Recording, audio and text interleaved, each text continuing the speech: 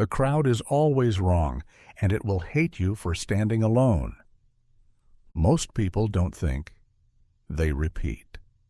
They follow inherited morals and borrowed beliefs and call it wisdom. But Nietzsche saw through it all.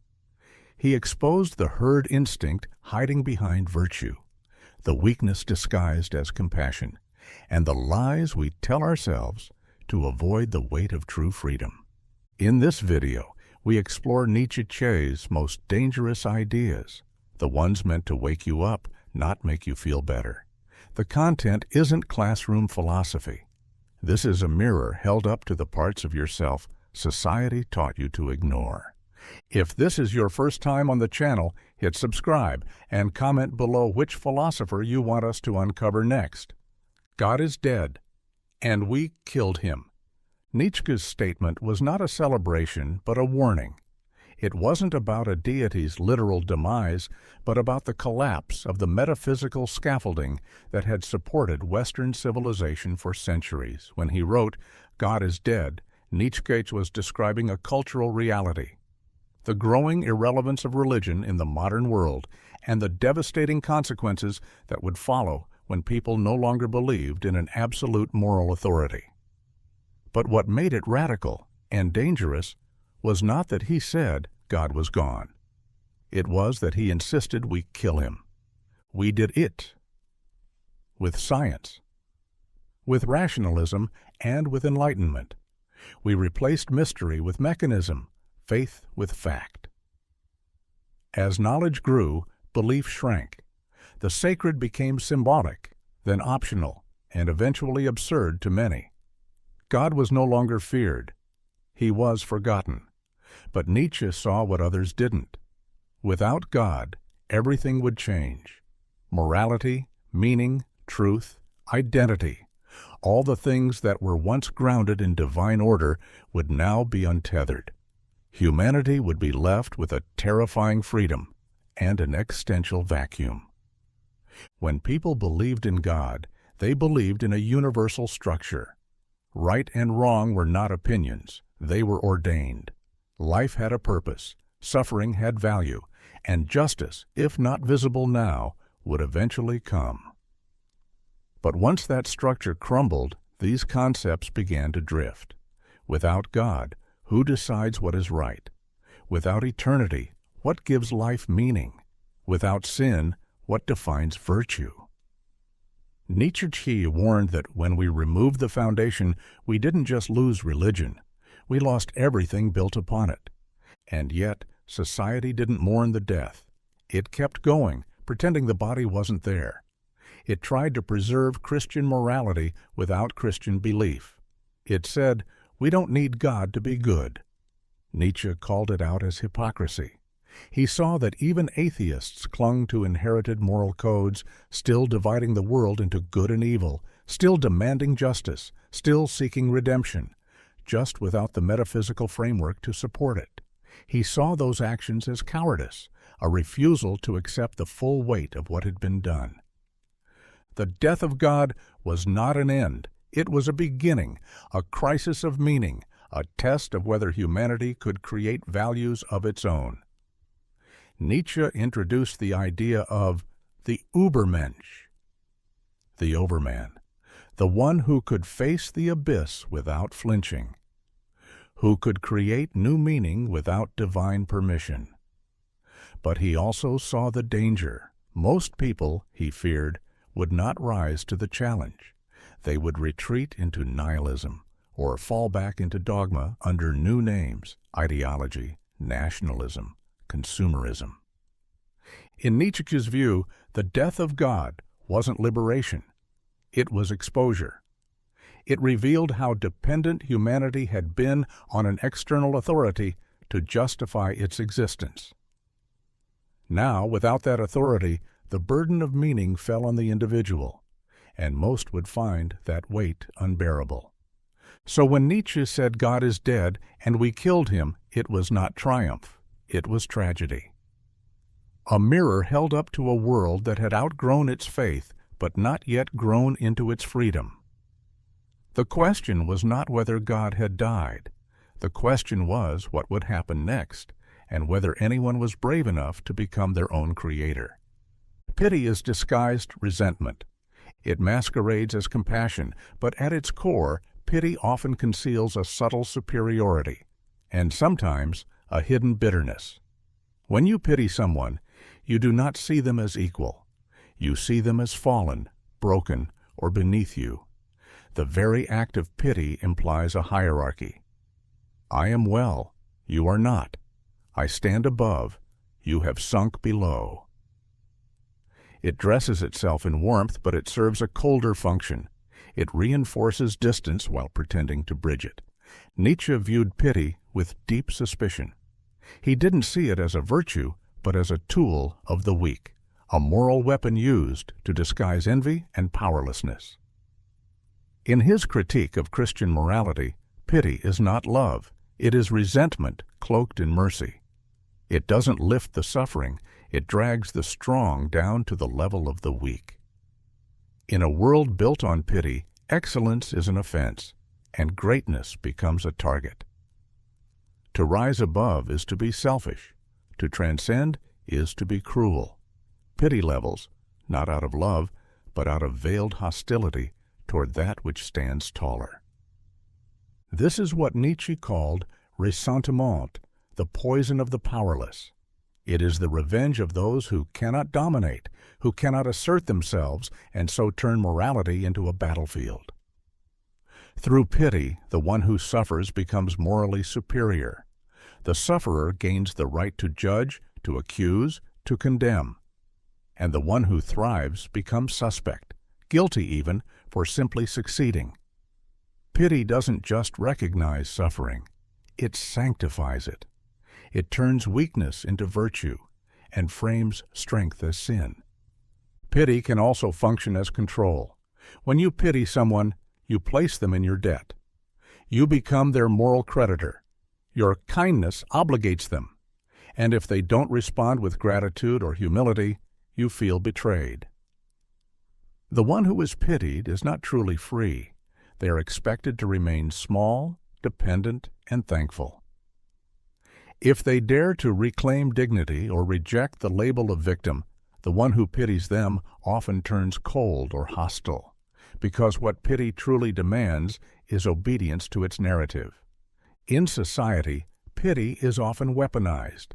It is used by institutions, ideologies, and media to signal virtue while maintaining power.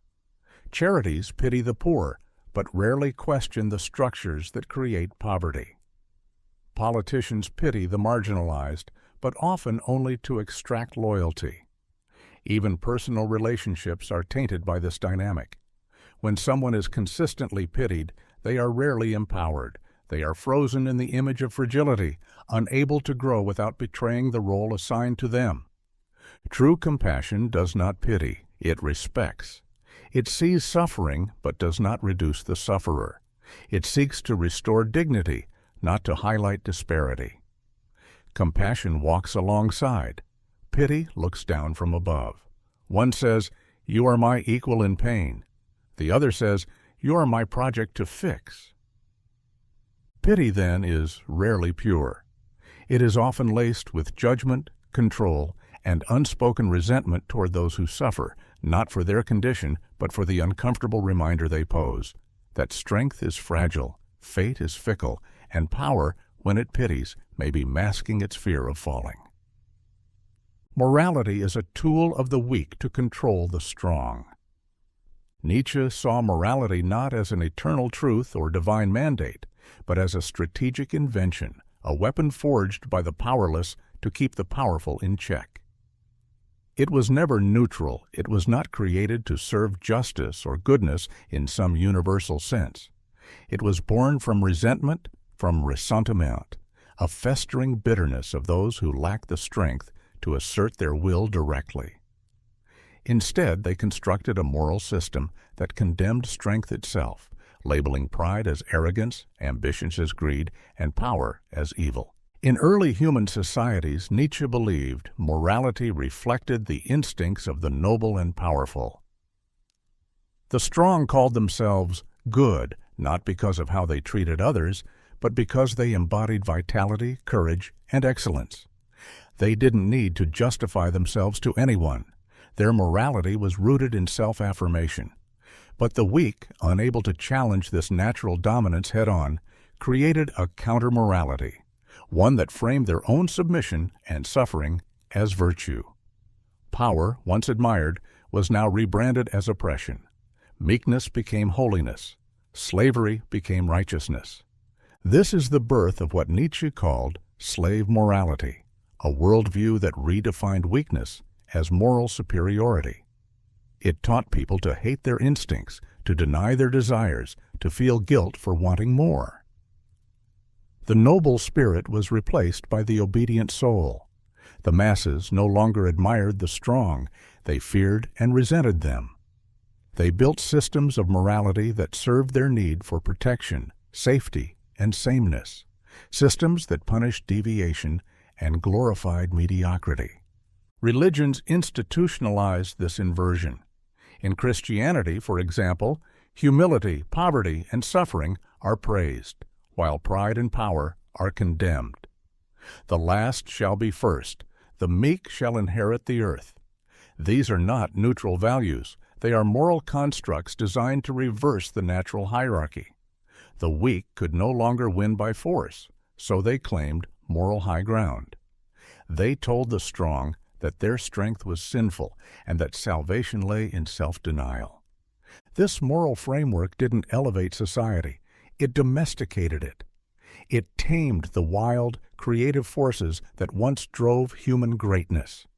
It turned individuals into conformists, rebels into sinners, and rulers into servants of higher ideals.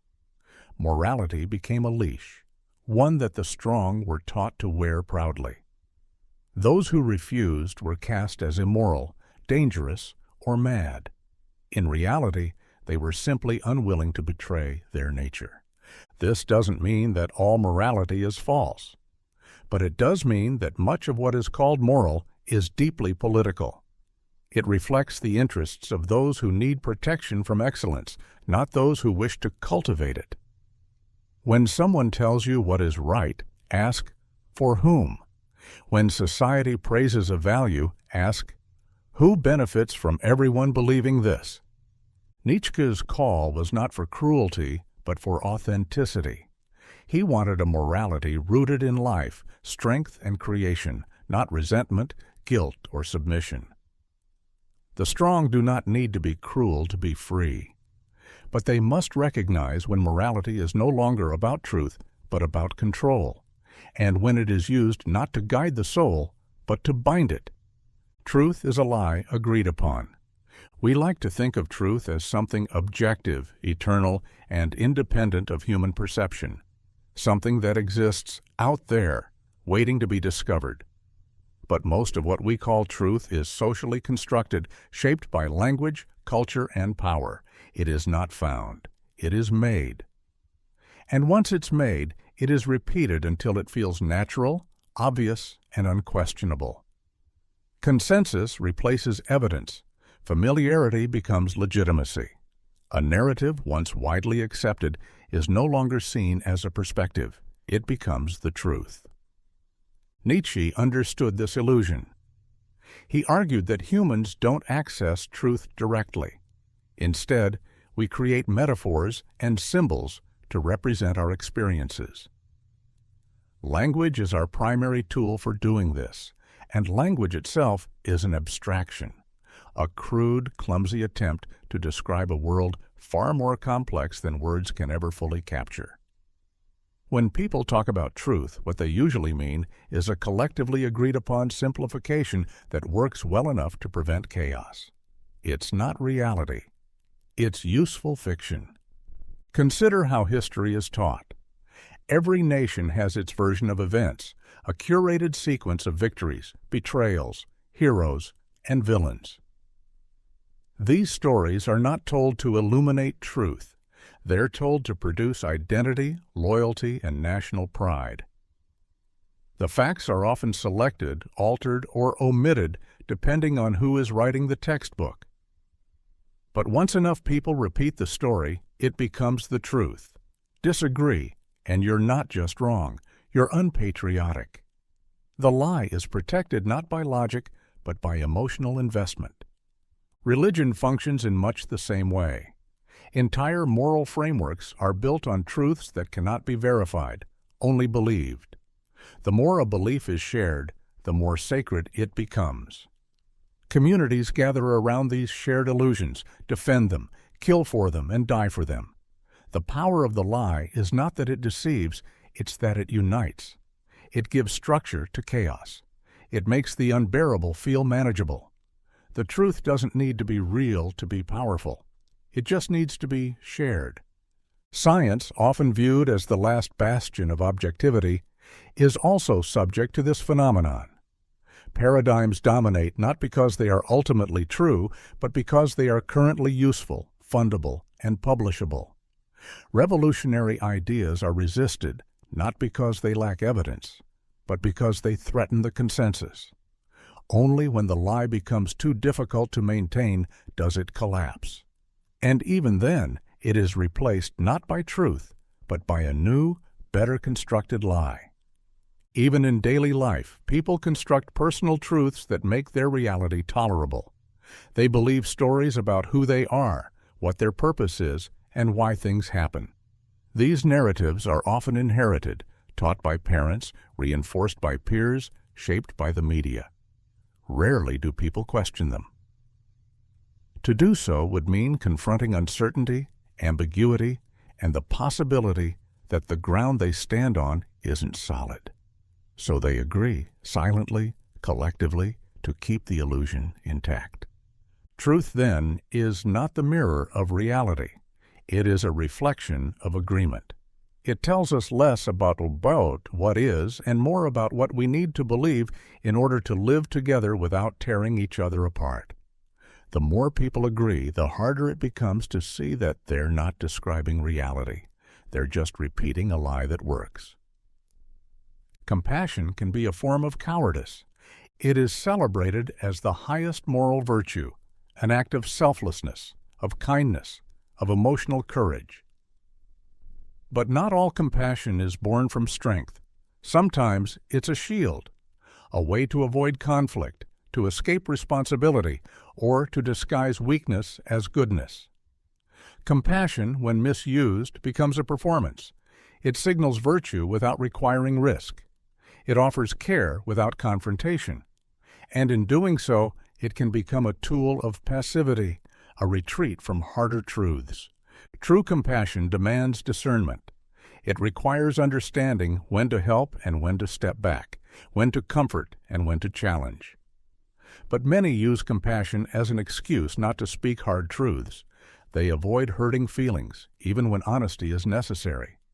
They refuse to hold others accountable, not out of love, but out of fear of conflict, rejection, or being disliked. They enable dysfunction because it's easier than drawing boundaries, and they call it compassion. In personal relationships, this is especially common. People stay silent about toxic behavior in the name of empathy. They make excuses for cruelty, dishonesty, or manipulation, believing that understanding someone's pain means accepting their damage. But empathy without limits becomes enabling. It allows harmful patterns to persist. It protects the feelings of the abuser more than the well-being of the abused. Sometimes the most compassionate thing one can do is to walk away, but many lack the courage to do so. In social systems, the same dynamic unfolds. Institutions preach compassion while avoiding structural change. Politicians make emotional appeals to unity and healing while ignoring the roots of inequality. Compassion becomes a distraction, a way to seem humane while preserving the status quo. It's easier to offer symbolic gestures to say, "we care," than to confront the machinery of exploitation. The system says, "let's be kind to the poor," while refusing to dismantle the conditions that create poverty. In that context, compassion becomes not a force for justice, but a substitute for it. Even within ourselves, compassion can be cowardly. We avoid facing our own flaws under the guise of self-love. We call it self-compassion when we're really just avoiding discomfort. True self-compassion includes accountability. It says you are worthy, but you also must do better. Cowardly compassion says you're fine as you are, even when that's not true. It soothes the ego while stalling growth. Compassion is not inherently weak, but it becomes weak when it is unconditional, unexamined, or used to avoid conflict. It is not always kind to keep the peace. It is not always noble to avoid judgment. Sometimes compassion means drawing a line, telling the truth, breaking a silence, or letting someone face the consequences of their actions. The strength of compassion lies in its capacity to see pain and respond with wisdom, not just comfort. When compassion is used to avoid discomfort, confrontation, or moral clarity, it ceases to be a virtue. It becomes a mask for fear. And in the name of kindness, it allows harm to continue unchecked. Courageous compassion heals. Cowardly compassion hides. Knowing the difference is the beginning of real integrity. Most people would rather obey than think. Thinking is hard. It's uncomfortable, slow, and full of uncertainty. It requires that you question what you've been told, examine your own assumptions, and stand alone when your conclusions don't match the crowd. Obedience, on the other hand, is easy. It's rewarding. It's familiar. It gives you a sense of belonging and purpose without demanding the burden of originality. So when given the choice between the mental labor of independent thought and the psychological safety of conformity, most choose obedience and convince themselves they're thinking. From early childhood, obedience is reinforced as virtue. Children are praised for being good, which often means silent, compliant, and unchallenging. Schools are structured not to cultivate independent thought, but to train students to follow instructions, memorize information, and regurgitate the right answers. Those who question too much are disruptive. Those who challenge authority are labeled difficult. The system does not want thinkers. It wants functionaries. It wants people who can follow procedures, meet deadlines, and fill roles, not people who break scripts and ask why those roles exist in the first place. Obedience becomes a habit, internalized so deeply that many don't even notice it. People obey social norms without questioning their logic. They obey cultural values without examining their origin. They obey religious doctrines, political ideologies, and professional hierarchies as if these were self-evident truths rather than human constructs. They mistake tradition for truth, repetition for morality, and consensus for wisdom. The workplace is another example. Most jobs don't require creative thinking. They require task completion. Employees follow guidelines, scripts, and performance metrics. Even in professions that claim to value innovation, there are unspoken boundaries. You're allowed to think, but only within the lines. Challenge the system too openly, and you're seen as a threat. Play by the rules, and you're rewarded. The illusion of freedom is maintained, but the reality is a carefully managed obedience to organizational norms. Religion and ideology magnify this tendency. They provide ready-made answers to life's hardest questions: what is right, what is wrong, what happens after death, what gives life meaning. These answers are attractive because they relieve people of the burden of thinking.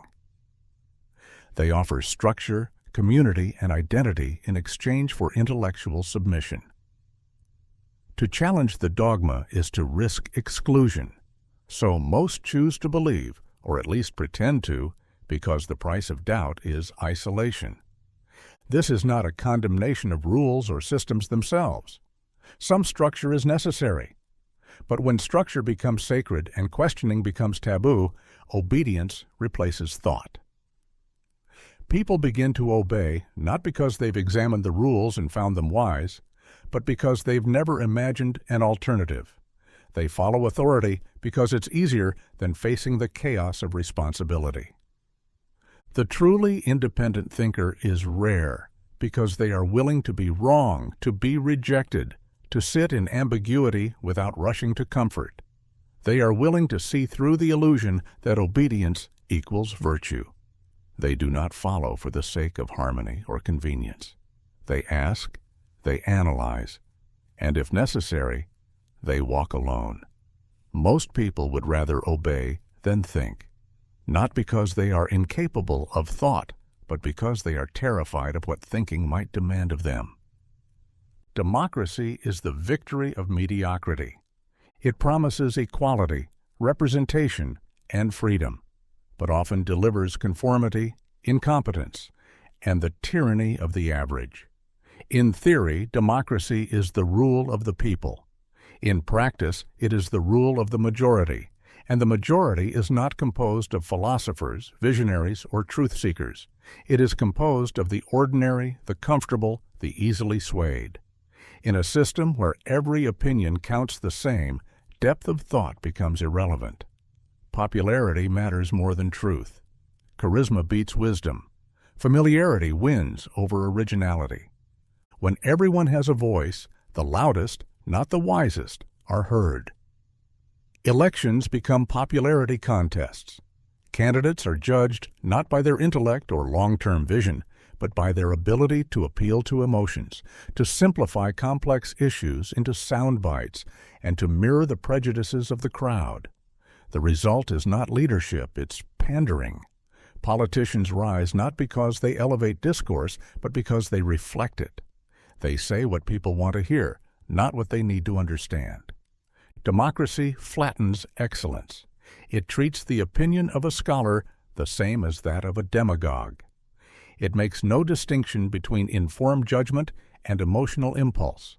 In the name of fairness, it silences the exceptional. The one who sees farther is drowned out by the noise of those who don't care to look. Merit becomes suspect. Expertise is resented.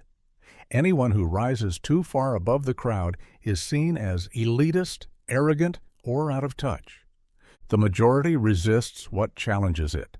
It prefers what affirms its beliefs. That's why democracies often resist radical change, even when it is necessary.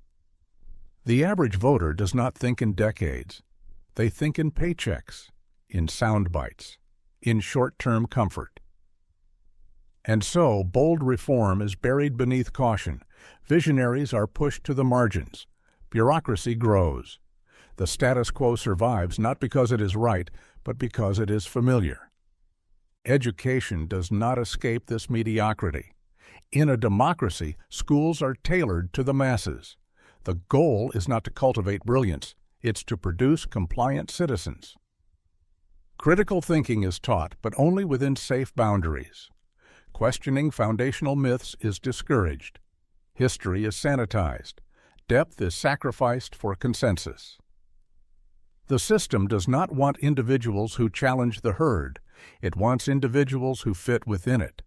Even in culture and art, mediocrity thrives. What sells is not what provokes thought, but what flatters sensibility. Art that offends, that disrupts, that demands reflection, is pushed aside by art that entertains. The crowd does not want to be transformed. It wants to be reassured. And so, creativity bends to commercialism.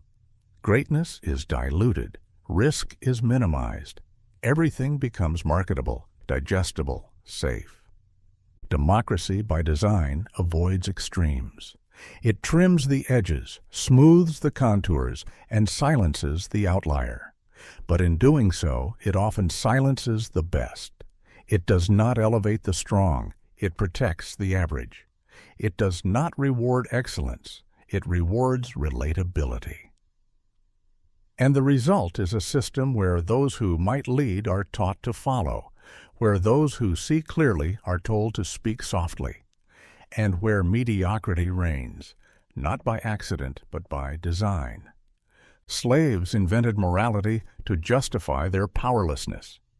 Nietzsche saw this as one of the most profound reversals in human history, not just a social transformation, but a spiritual one. In the ancient world, the powerful defined the good. Nobility, strength, pride, and vitality were virtues because they expressed life in its fullest, most assertive form. The aristocratic class did not question their right to rule. Their values were grounded in their capacity to dominate, to create, and to define. Their morality was an affirmation of life and strength, a celebration of what they were. But beneath them, in the shadows of empires and palaces, lived those who had no power, slaves, servants, and outcasts, the ones who could not act, only react. They could not overthrow their masters, so they condemned them instead. They could not change their position, so they redefined it. Their bitterness, what Nietzsche called ressentiment, was not idle emotion. It was the engine that transformed values themselves. These oppressed individuals began to construct a counter-morality, one that inverted the values of their rulers. Where the nobles celebrated pride, the slaves praised humility. Where the strong exalted power, the weak sanctified suffering. Where the masters lived boldly and unapologetically, the slaves praised meekness, restraint, and forgiveness. The aristocrats were no longer good, they were evil. And the weak, previously dismissed as insignificant, now called themselves righteous. This was not an evolution of ethics. It was a rebranding of weakness as moral superiority. Through this inversion, the powerless gained psychological leverage.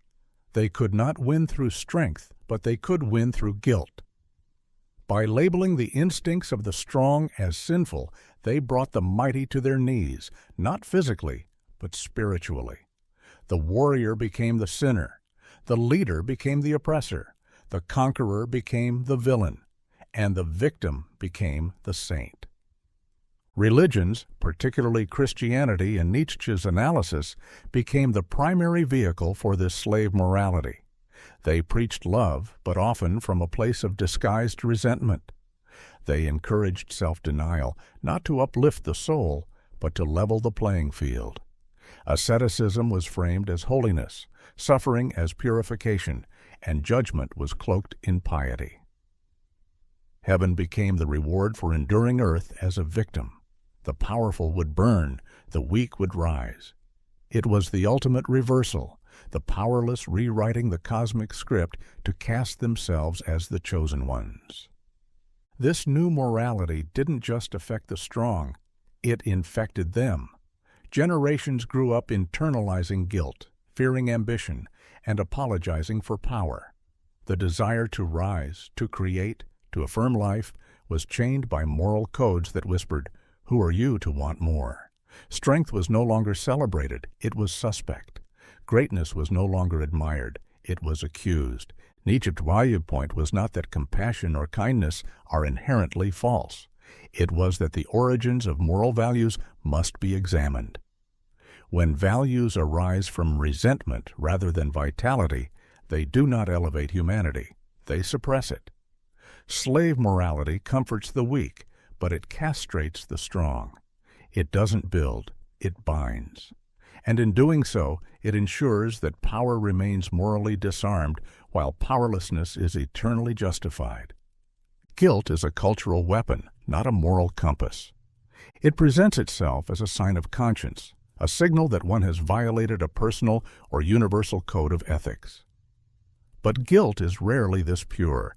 More often, it is manufactured, planted by authority, nurtured by tradition, and enforced by culture. It does not arise from internal clarity, but from external pressure. It is not a compass pointing to truth, it is a leash, guiding behavior through fear of shame, rejection, and punishment. From early childhood, guilt is introduced as a mechanism of control. "You should be ashamed of yourself" is often one of the first moral lessons a person hears. Not because the child has done something innately wrong, but because they have disobeyed a rule, challenged an expectation, or disrupted the comfort of adults. Guilt becomes a training tool, not to develop character, but to enforce compliance. The child learns to associate their own feelings with wrongdoing, not because they are guilty, but because someone else says they should be. Religious systems institutionalize this process. Guilt becomes sacred. Sin is defined not by harm caused, but by disobedience to divine or doctrinal command. Even thinking impure thoughts can be grounds for moral failure. The individual is not trusted to navigate right and wrong. They must surrender to the authority of Scripture, clergy, and custom. The goal is not understanding, it is obedience. Guilt ensures that even when no one is watching, the believer polices themselves. It makes external authority internal. Cultural norms take this even further. In many societies, guilt is tied to roles: how a mother should act, how a man should feel, what a citizen should support. If someone steps outside these roles, they are made to feel guilty, not because their action was unjust, but because it challenged the group's identity. The boundaries of guilt shift depending on time, place, and ideology, but the mechanism remains the same. Use guilt to suppress individuality and enforce conformity. Even in secular contexts, guilt thrives.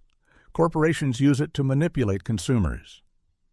Advertisements show happy families, flawless bodies, and perfect lifestyles, not to inspire, but to create internal deficiency. If you're not buying, achieving, or transforming, you're falling short. And if you're falling short, you should feel guilty. The guilt is not moral, it's commercial. It doesn't come from harming others. It comes from failing to meet a fabricated standard of success. Social and political movements also wield guilt as a weapon. Entire populations are taught to feel guilt for historical wrongs, inherited privilege, or ideological non-alignment. The message is clear. If you do not feel guilty, you are complicit. But guilt does not heal history. It does not solve injustice. It often replaces action with emotional paralysis. People become more concerned with proving their virtue than changing their behavior. Guilt becomes performance, not transformation. True morality requires discernment, an ability to distinguish between what is genuinely harmful and what is merely controversial. Guilt, when unexamined, clouds this discernment. It turns people into obedient subjects, not ethical agents. It suppresses questions, reinforces hierarchies, and masks control as conscience. As long as guilt is used to enforce submission rather than awaken understanding, it remains a cultural weapon, not a moral guide. Goodness is often just fear in disguise.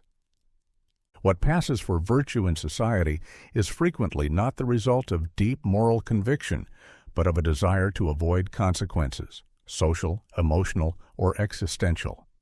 People are taught to behave in certain ways, not because they understand or believe in the values behind their actions, but because they are afraid of being judged, punished, rejected, or excluded.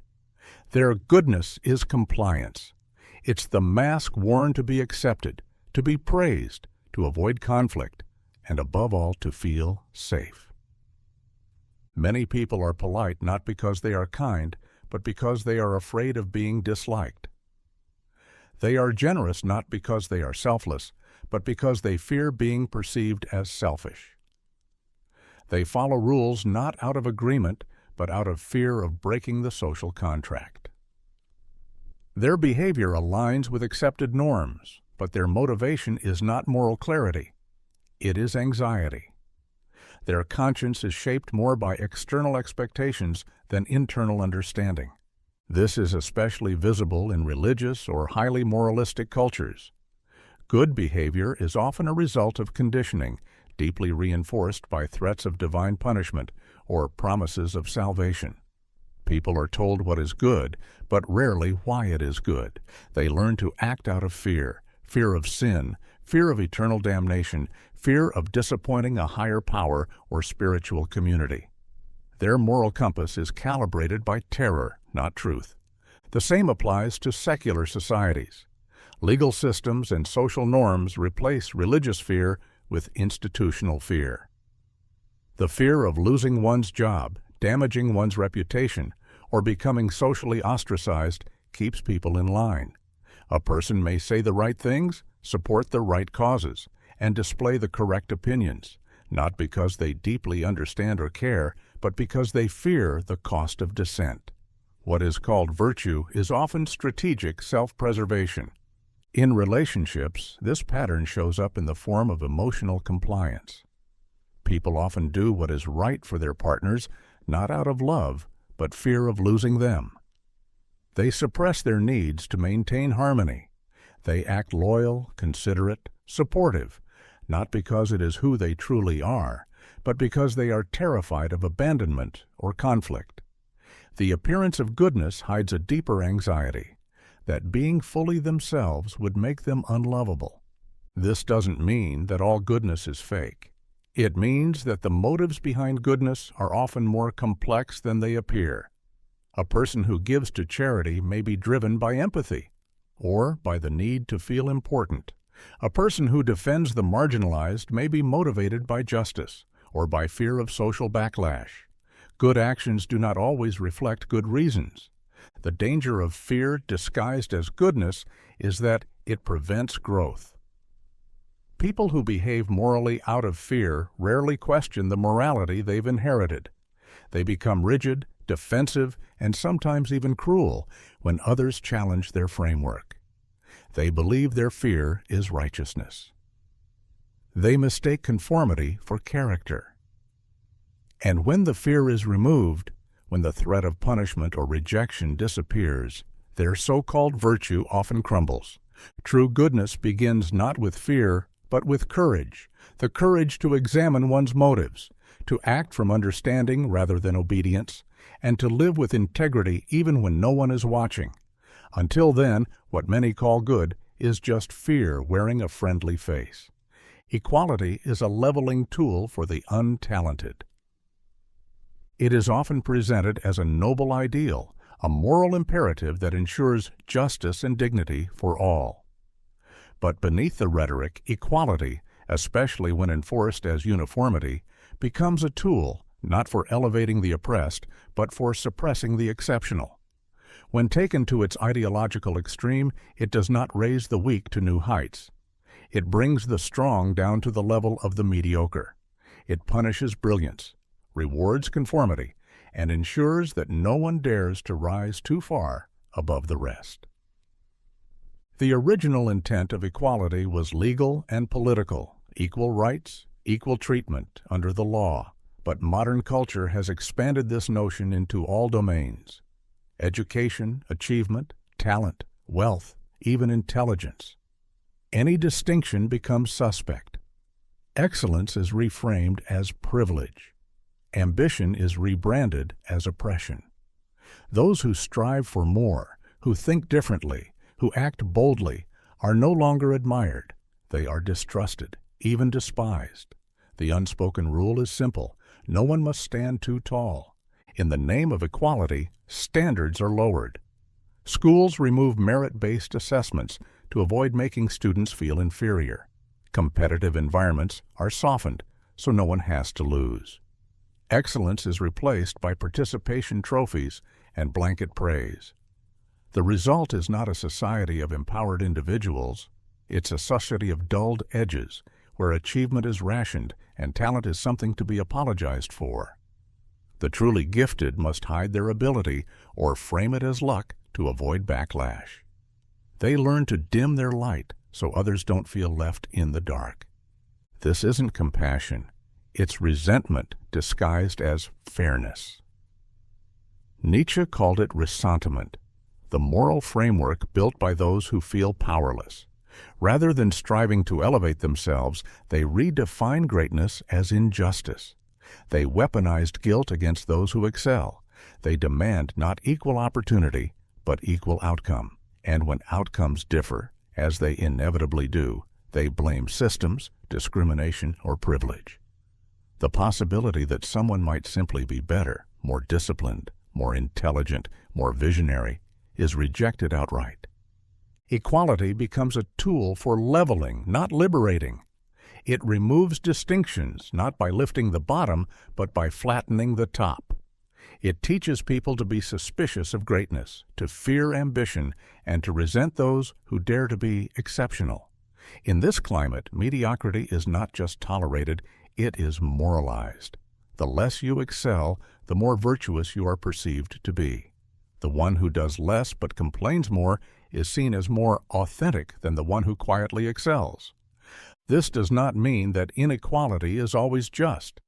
Exploitation exists. Injustice is real, but to deny differences in talent, character, or effort is to deny reality itself. Not all inequality is oppression. Some of it is the natural result of human variance, of different choices, capabilities, and drives. A society that pretends otherwise does not become more just. It becomes more fragile. True justice acknowledges inequality without fearing it. It protects the rights of all without punishing the excellence of a few. But when equality becomes a leveling tool for the untalented, it no longer seeks to uplift, it seeks to control. And in doing so, it stifles the very spirit that drives human progress. Religion is emotional comfort for the weak-willed. It offers answers where there are none, certainty where there should be doubt, and consolation where life demands confrontation. It provides the fragile mind with a structured reality, one that is less about truth and more about stability. For the weak-willed, those who fear ambiguity, who dread responsibility, who are overwhelmed by the burden of freedom, religion is a sanctuary. Not because it brings them closer to something divine, but because it shelters them from the psychological chaos of a world without guarantees. At its core, religion is a response to fear. Fear of death, fear of meaninglessness, fear of moral relativism. It fills the existential vacuum with stories of purpose, divine justice, and cosmic order. For the strong-willed, such uncertainties are a challenge to be embraced. For the weak-willed, they are a threat that must be neutralized. Belief in a higher power becomes a coping mechanism, a way to outsource both responsibility and despair. Rather than shaping one's own values, the believer adopts a ready-made morality, one that demands obedience but not inquiry. The weak-willed are not necessarily unintelligent. Many are well-educated, articulate, and sincere. But what they lack is the courage to stand alone in the face of a silent universe. They cannot bear the idea that life might be random or that suffering has no redemptive arc. So they turn to religion not out of insight, but out of emotional necessity. God becomes a parent figure, religion a security blanket. They pray not to commune, but to be reassured. Religion offers them something seductive, the illusion of control. If they follow the rules, they are promised salvation. If they pray hard enough, they believe they can influence outcomes. This is not spiritual maturity. It is magical thinking repackaged as faith. The rituals, the commandments, the sacred texts all serve one function: to reduce the unbearable complexity of life into manageable symbols. The weak-willed crave this simplicity. They want good and evil to be clearly defined. They want a cosmic scoreboard to track their worth. They want the comfort of knowing they're on the right side. And they want belonging. Religion offers community, identity, and moral elevation. It gives them a tribe, a purpose, a place to feel righteous without effort. In this way, belief becomes performative. Faith is not proven through introspection or transformation, but through conformity, by attending, repeating, obeying. The fear of being wrong is masked by the pleasure of being part of something bigger, something eternal. But in truth, what they're part of is not enlightenment, it's submission. There are exceptions. There are religious minds that question, that seek, that do not rest in certainty. But they are rare. Most religions thrive not on inquiry, but on repetition. It does not encourage transcendence. It enforces obedience. The strong-willed can see this without hostility. They understand the role of myth and the need for structure, but they do not need it. The weak-willed, however, cling to it, not because it is true, but because they cannot face life without it. And in that fear, religion becomes not a path to the divine, but a refuge from reality. Mass movements feed on herd instinct, not truth. They thrive not on clarity, but on emotion, not on reasoned understanding, but on collective identity. The larger the movement, the less it values nuance, and the more it rewards conformity. Once inside a mass movement, individuals stop thinking independently.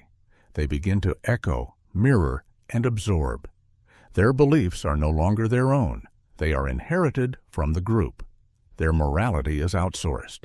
Their logic is collective.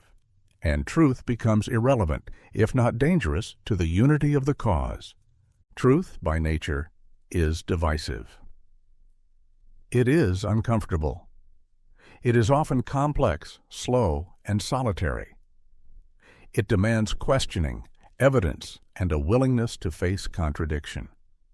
Herd instinct, by contrast, avoids contradiction at all costs. It simplifies reality into binaries, us versus them, good versus evil, right versus wrong. Mass movements use these binaries to create a sense of urgency and moral clarity that truth rarely provides. Truth says, it depends. The movement says, you're either with us or against us. Herd instinct craves certainty. It seeks emotional security, not intellectual honesty. The masses don't want debate. They want affirmation. They don't want to be challenged. They want to belong. Movements offer exactly that, a ready-made identity, a cause to fight for, and an enemy to blame. They give people the feeling of purpose, especially those who feel powerless, invisible, or uncertain. In this way, the movement does not liberate, it absorbs. It takes personal angst and converts it into collective aggression. Once a person is embedded in a movement, truth is measured by loyalty. If a fact supports the cause, it is accepted. If it threatens the narrative, it is ignored, twisted, or attacked. This is not intellectual dishonesty. It is survival. To question the movement is to risk exclusion, shame, or betrayal. The cost of independent thought becomes too high, so people censor themselves. They repeat the slogans, wear the symbols, attend the rallies, not because they fully understand, but because everyone else is doing it. That's herd instinct. Safety in numbers, fear of the outsider, loyalty above inquiry. Mass movements also thrive on emotion. Anger, fear, pride, and grief are powerful forces. They bind people together more effectively than any argument or principle. Leaders of movements understand this. They use language that bypasses reason and targets the limbic brain. They do not appeal to the intellect.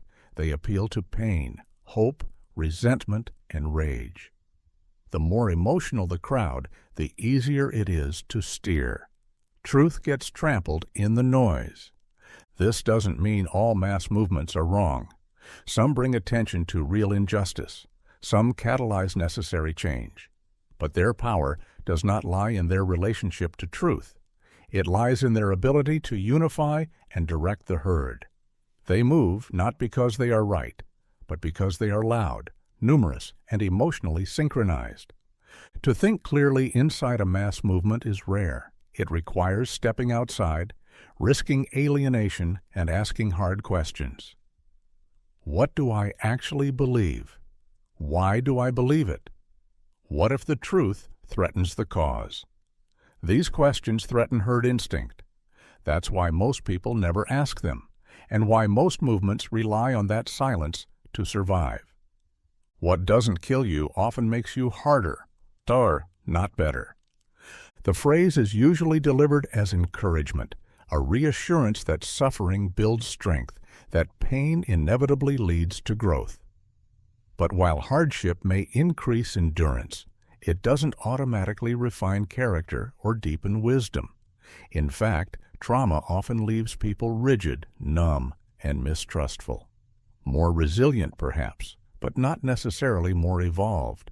The wounds don't always heal into something noble. Sometimes they scar into armor. Pain does shape people, but it doesn't shape them evenly. One person may emerge from a crisis with compassion and insight, while another emerges bitter and closed. The difference isn't in the pain, it's in what happens to the person inside it. Suffering is not a teacher by default, it's a test. And not everyone passes it with grace. Many become more cynical, more withdrawn, more protective of their vulnerability. They become harder, not in the sense of being stronger, but in the sense of being less open. Hardness is a defense mechanism. After betrayal, people learn not to trust. After loss, they learn not to attach. After failure, they learn not to try too much. This is not healing. It's adaptation. It keeps the pain from repeating, but it also limits the range of experience. Love becomes cautious. Joy becomes rare. Risk becomes dangerous. The person survives, but often at the cost of spontaneity, connection, and emotional depth. They learn to exist in survival mode, mistaking it for maturity. This hardened version of self can be mistaken for wisdom, a stoic exterior, a skeptical worldview, a refusal to depend on others. These traits are often praised in a culture that equates emotional distance with strength. But real strength is not about walls. It's about endurance without distortion. To go through something and still be soft, that is rare. To suffer and still be generous, still be vulnerable, still be willing to love again, that is strength. Becoming hard is easier. It requires only that you shut down. Trauma also distorts perception. People start to see the world through the lens of what hurts them. They expect betrayal, so they find it. They anticipate loss, so they avoid attachment. Their past becomes their prediction. This isn't resilience. It's entrapment. The pain didn't make them better. It made them suspicious. It taught them not to feel too much, not to believe too deeply, not to reach too far. They call it wisdom, but it's often just fear in disguise. Not everyone who suffers becomes stronger. Many become skilled at pretending. They mask their hurt with humor, ambition, or stoicism. They build successful lives around unresolved pain, and the world applauds them for overcoming without noticing what was lost in the process. Not everyone is transformed by fire into something beautiful. Sometimes they just become burnt. What doesn't kill you can leave behind silence, distance, and emotional scar tissue. It may make you more durable, but durability isn't the same as growth. It's possible to be harder and less human. Survival isn't always triumph. It can be the beginning of a quieter, more invisible kind of suffering. One where the soul doesn't die, but forgets how to move. Forgetting that the goal isn't just to survive, but to stay soft, even after the storm. Free will is an illusion invented to feel guilty. The belief that we are autonomous agents, freely choosing our actions, has been deeply ingrained in human culture, law, and religion. It flatters our ego and provides the foundation for moral responsibility. But beneath the surface, this concept may not reflect reality. It may be a social and psychological construct designed less to liberate us than to hold us accountable, to control behavior through the illusion of choice, and to internalize guilt. If humans had true free will, their decisions would be independent of all conditioning, genetic, psychological, cultural, environmental. But from the moment of birth, every thought, desire, and impulse is shaped by forces beyond conscious control. The language a person speaks, the morals they adopt, the things they fear, the goals they chase, all are inherited. You didn't choose your childhood, your brain chemistry, your temperament, or your formative experiences. Yet, when you act according to those influences, society insists you are choosing. This insistence serves a function. If people are believed to be free, they can be blamed. They can be punished, shamed, or rewarded based on their choices. The idea of free will enables systems of moral judgment. It fuels the justice system, religious doctrines, and interpersonal dynamics. It allows for the existence of guilt. Guilt, in turn, becomes a tool of control, not a reflection of moral failure, but of social training. You are told you should have known better, even though knowing and acting are often determined by factors far outside conscious control. Religions use free will to explain sin. Without the idea that people choose to sin, the entire structure of divine punishment and salvation collapses. If evil is the result of conditions, not choices, then damnation loses its justification. Guilt becomes meaningless. But if people freely choose to sin, they can be held accountable. They can be shamed, redeemed, or condemned. In this way, free will becomes the moral engine of control. It places the weight of a complex universe on the individual's shoulders and calls it fairness. Even secular society perpetuates this illusion. Self-help culture constantly tells people to take control, to make better choices, to become the best version of themselves. But what is rarely acknowledged is that the capacity to make those choices depends on things like emotional stability, neurological health, and access to resources, all of which are distributed unevenly. The person struggling with addiction, for example, is told to choose recovery, ignoring the psychological trauma and neurochemical traps that shape the addiction in the first place. When they relapse, society blames the failure on weak will, rather than recognizing the absence of true freedom. The belief in free will offers comfort. It allows people to believe they are in control of their destiny. But it also allows others to assign blame, to judge, and to feel morally superior. It gives structure to complex social dynamics by simplifying behavior into binary terms, choice or failure. Yet the truth may be that most actions are reactions, shaped by unseen chains of cause and effect.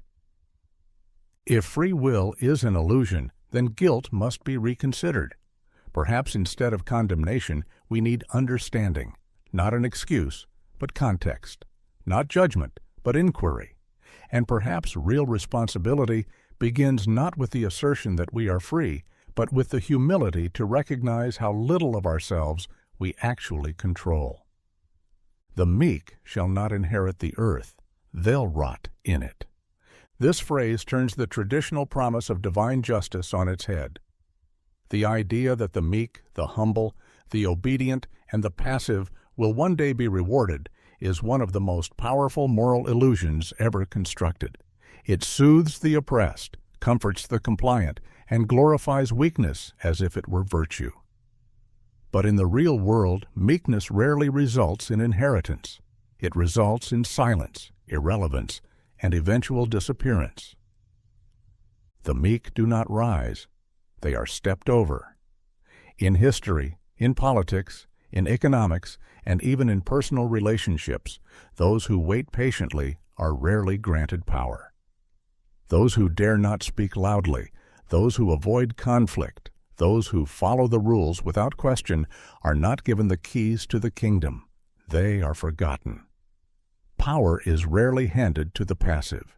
It is taken by those who are willing to seize it, even at the cost of being called arrogant, aggressive, or dangerous.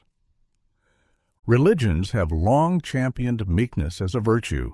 Submission is praised, obedience rewarded, and suffering framed as noble. This isn't morality, it's social engineering. It ensures that the masses remain compliant, docile, and predictable. The promise of future reward, be it in heaven, nirvana, or some abstract karmic balance, becomes a psychological leash. Endure now, and you will inherit later. But later never comes, because the system is designed to extract, not to uplift.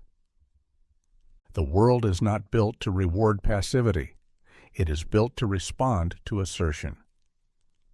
Evolution does not favor the quiet and compliant. It favors the adaptive, the aggressive, the inventive. In business, those who dominate markets are not those who wait their turn. In politics, those who hold power are not those who stay meek in the shadows. In art and culture, it is the bold who break through. Meekness does not build civilizations, it survives beneath them. Even in personal lives, meekness is a liability disguised as morality. People who never ask for what they need rarely get it. People who avoid confrontation to keep the peace often live in quiet resentment. Those who always yield eventually lose their sense of self. They are praised for being nice, humble, or easygoing, but what they often experience is being taken for granted. Meekness becomes a cloak for fear of rejection, of failure, of being disliked. There is a difference between humility and meekness. Humility is awareness of one's limitations. Meekness is surrender. The former can be a strength. The latter is often a capitulation. When a person confuses their silence with virtue, they not only betray themselves, they reinforce the very systems that oppress them. By refusing to claim space, they leave the world to be shaped by those who will. The meek will not inherit the earth. They will be buried under it, not because they were unworthy, but because they believed a lie, that virtue meant invisibility, that goodness meant obedience, that endurance meant eventual reward. But the world does not operate on promises. It responds to pressure, presence, and power. Those who shape the future are not those who wait for it. They are those who demand it. Herd morality suffocates greatness. It rewards conformity over courage, obedience over originality, and safety over strength. It is not built to elevate the exceptional, it is built to preserve the average. Its primary function is not to uplift, but to level, to ensure that no one strays too far from the center, no one shines too brightly, and no one threatens the delicate equilibrium of collective comfort. Herd morality is not about truth or justice. It is about sameness, and in that sameness, greatness dies quietly. Great individuals, philosophers, artists, revolutionaries, do not emerge from obedience. They rise by breaking rules, by questioning the sacred, by walking paths most fear to tread. But herd morality sees this deviation as danger. The herd doesn't want to be led to higher ground. It wants to stay exactly where it is. So it mocks what it doesn't understand. It punishes what it cannot replicate.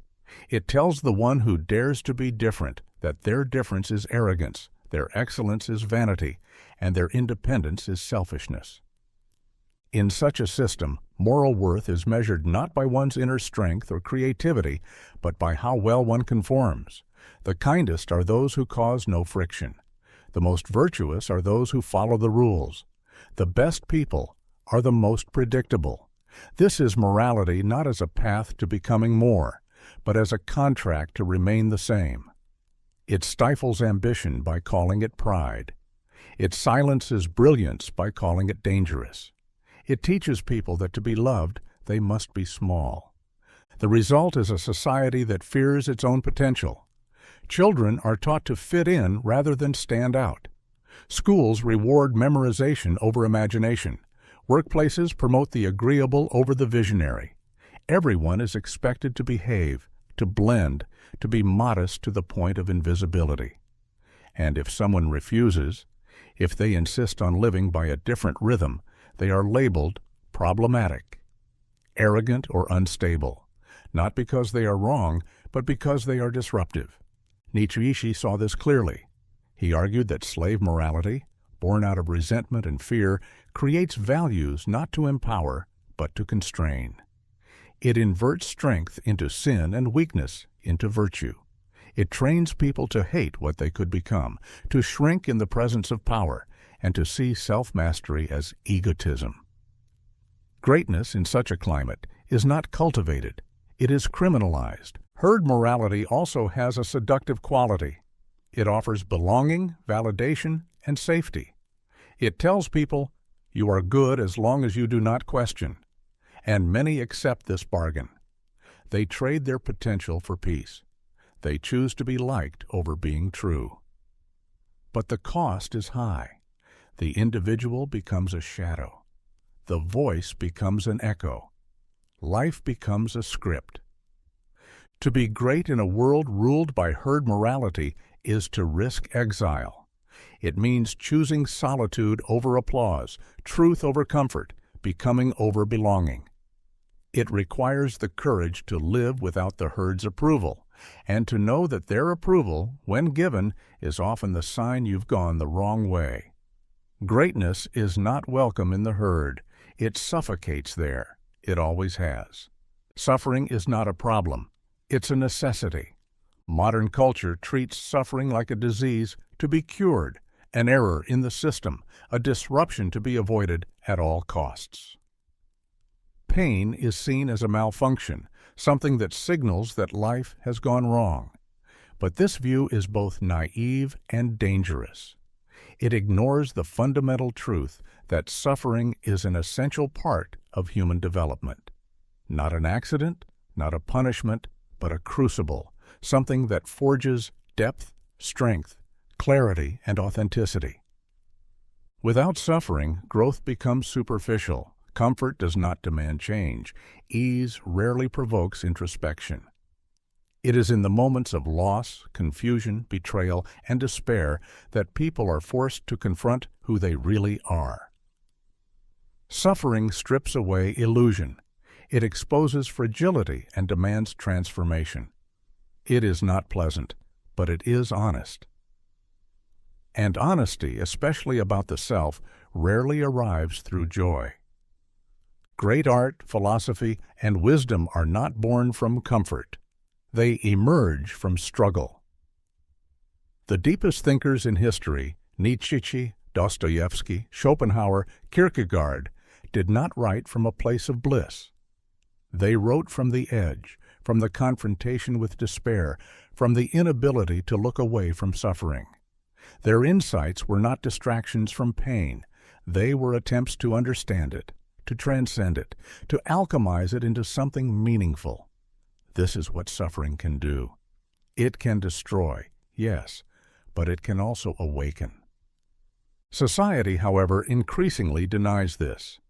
Pain is pathologized. Every discomfort is diagnosed. The slightest emotional turbulence is treated as a crisis.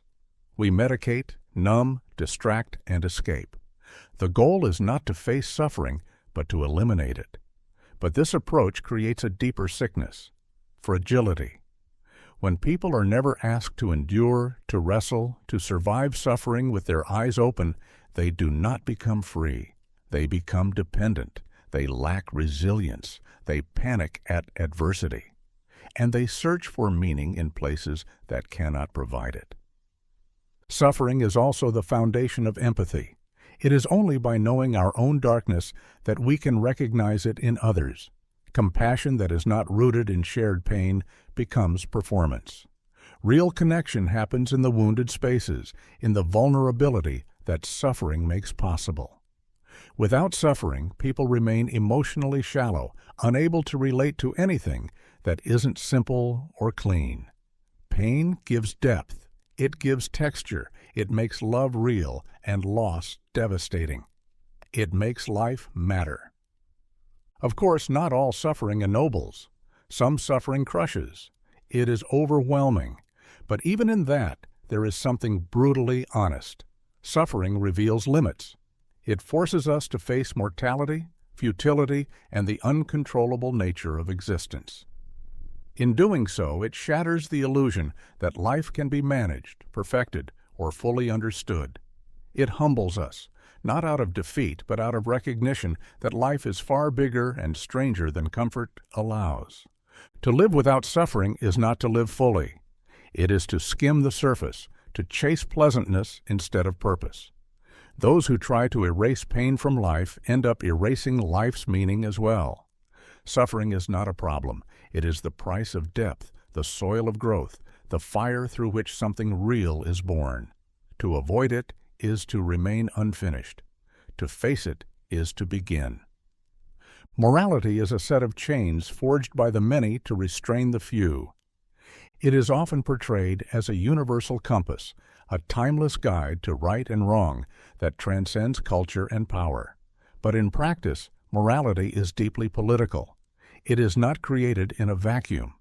It is shaped, revised, and weaponized by the collective, the average, the insecure, the powerless, not to uplift society, but to control its outliers.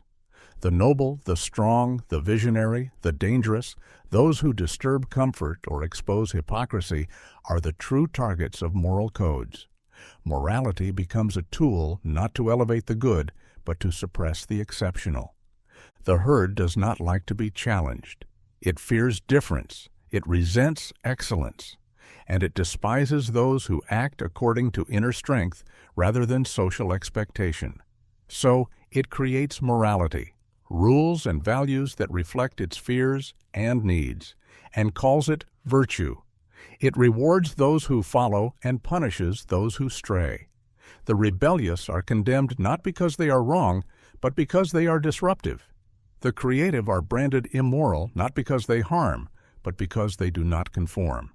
In this way, morality becomes a system of behavioral chains, soft, persuasive, and deeply internalized. Nietzsche understood this inversion.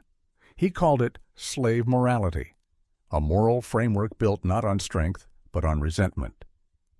The weak, unable to dominate, redefined their condition as virtue.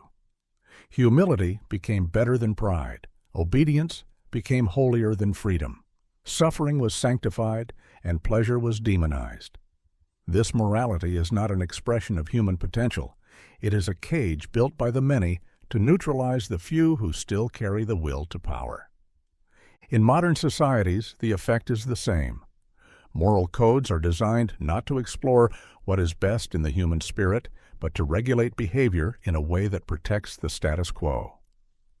The language of morality, fairness, decency, propriety, is used to enforce sameness. It discourages ambition if it becomes threatening. It demands an apology for daring to excel. It encourages guilt in those who succeed and victimhood in those who do not. The result is not justice, it's uniformity. The most radical thinkers, artists, and leaders throughout history have been attacked as immoral in their time. Their crime was not evil, it was originality. They refused to wear the chains. They refused to submit their instincts, their minds, their will to a morality that had nothing to do with truth and everything to do with control. And so the many tried to break them, not in the name of reason, but in the name of morality, because nothing terrifies the crowd more than someone who no longer believes in its gods. Morality, when unexamined, is not guidance. It is conditioning. It does not liberate. It disciplines. It is the collective's way of saying, do not rise too high, do not move too fast, do not think too freely. It is not the triumph of good over evil. It is the triumph of the many over the rare. And until this is seen clearly, morality will continue to be mistaken for virtue when it is often just fear disguised as ethics. Love can be disguised possessiveness. It often begins as affection, as attention, as care, but beneath the surface, something darker can live. Not all love is love in the pure sense of the word. Sometimes what people call love is a desire to own, to control, to tether another person to their sense of worth, safety, or identity. Possessiveness doesn't always shout.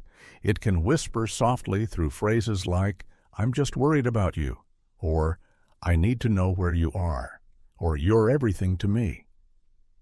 It hides behind concern, clings through dependency, and masks control as devotion. The line between love and possession is thin because both can look similar from the outside. They involve time, attention, commitment, and vulnerability, but the motivations behind them are what separate one from the other. Love gives. Possession clings. Love allows the other person to grow, even if it means growing apart. Possession restricts growth, fearing that independence equals abandonment. Love is rooted in respect. Possessiveness is rooted in fear, the fear of losing, of being alone, of not being enough unless someone else stays close and controlled. Possessiveness often masquerades as passion.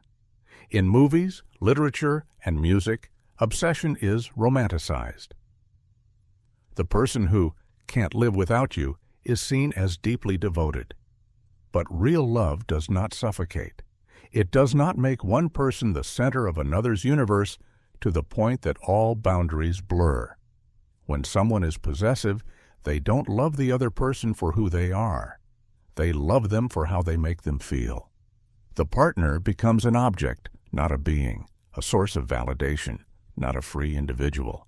This kind of love is conditional. It says, I love you as long as you stay close, as long as you don't change too much, as long as you need me. It punishes independence, frames personal evolution as betrayal, and sees distance as danger. The possessive lover watches too closely, questions too much, and struggles to trust. They might call it love, but it's really anxiety wrapped in affection. Possessiveness can be subtle and even well-intentioned. It doesn't always involve abuse or manipulation. Sometimes it stems from insecurity, from early wounds, from a deep hunger to be seen and held. But if left unchecked, it becomes corrosive.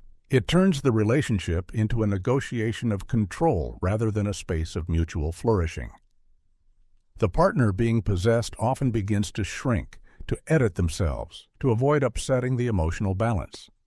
They start to feel more like a reflection than a person. True love does not seek to possess. It seeks to witness. It allows freedom, not because it doesn't care, but because it does.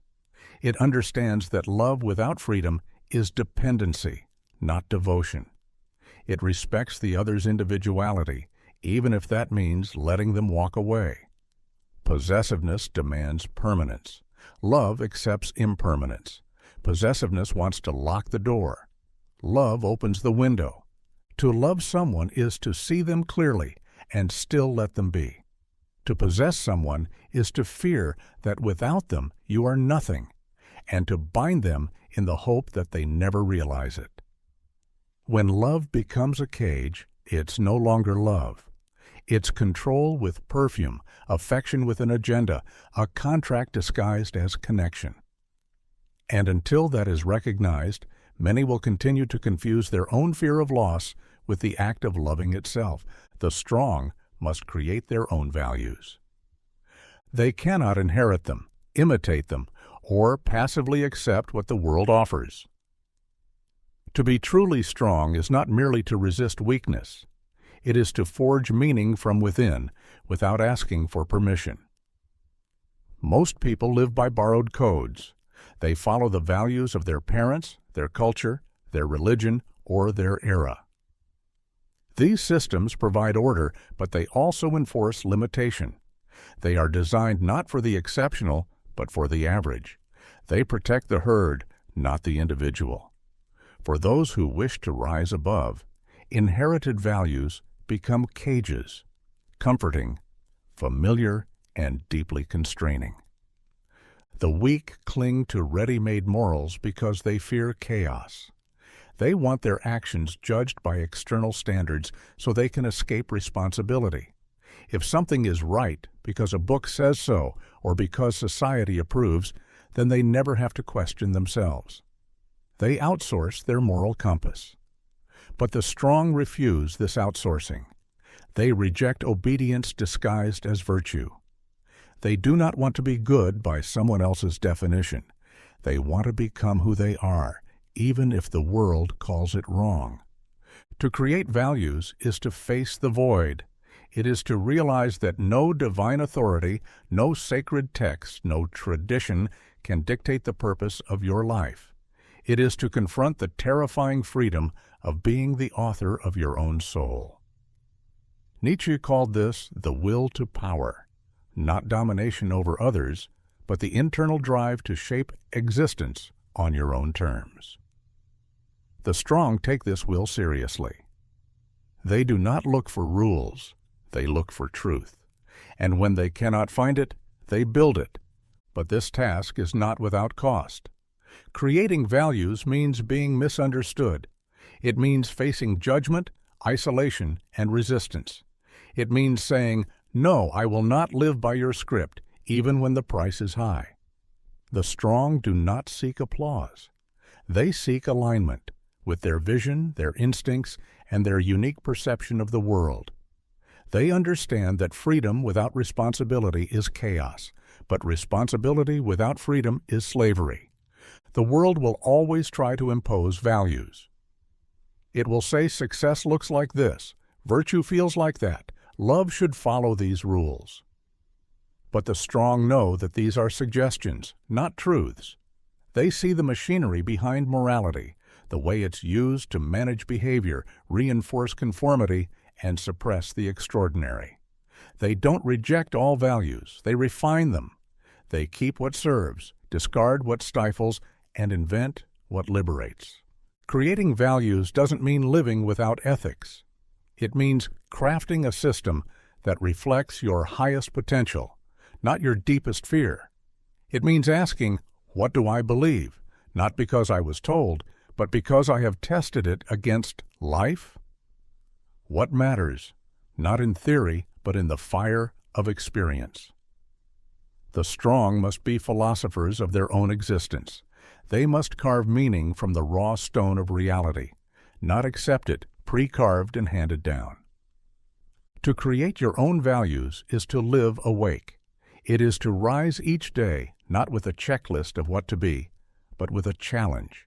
To shape yourself with intention, to live in alignment with your own hard-won truths, and to be willing to stand alone, knowing that only those who dare to define themselves can ever truly be free.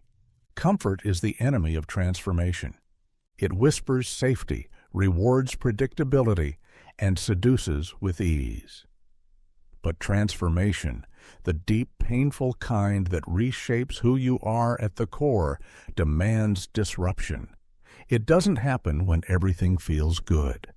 It happens when something breaks, when the routine fails, when the old answers no longer make sense. Comfort lulls you into sameness. It says, "Stay here, don't question, don't move." Transformation says, "This isn't enough." Most people crave change, but not the process.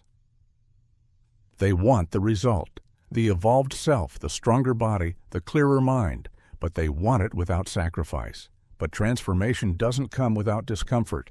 It arrives through loss, failure, friction, and fatigue. It asks everything from you and offers no guarantee. Comfort, on the other hand, promises stability. It tells you that staying as you are is fine, that what you know is enough, that the unknown is too risky. But everything that grows must first become uncomfortable. Muscles tear to become stronger. Relationships fracture before they deepen. Old beliefs collapse before new ones are formed. Discomfort is the signal that something is shifting, that the familiar isn't serving you anymore. Yet many retreat at the first sign of pain, interpreting it as a sign to stop rather than a signal to go further. They cling to the known, even when it's hollow, because it feels safe. Comfort also preserves identity.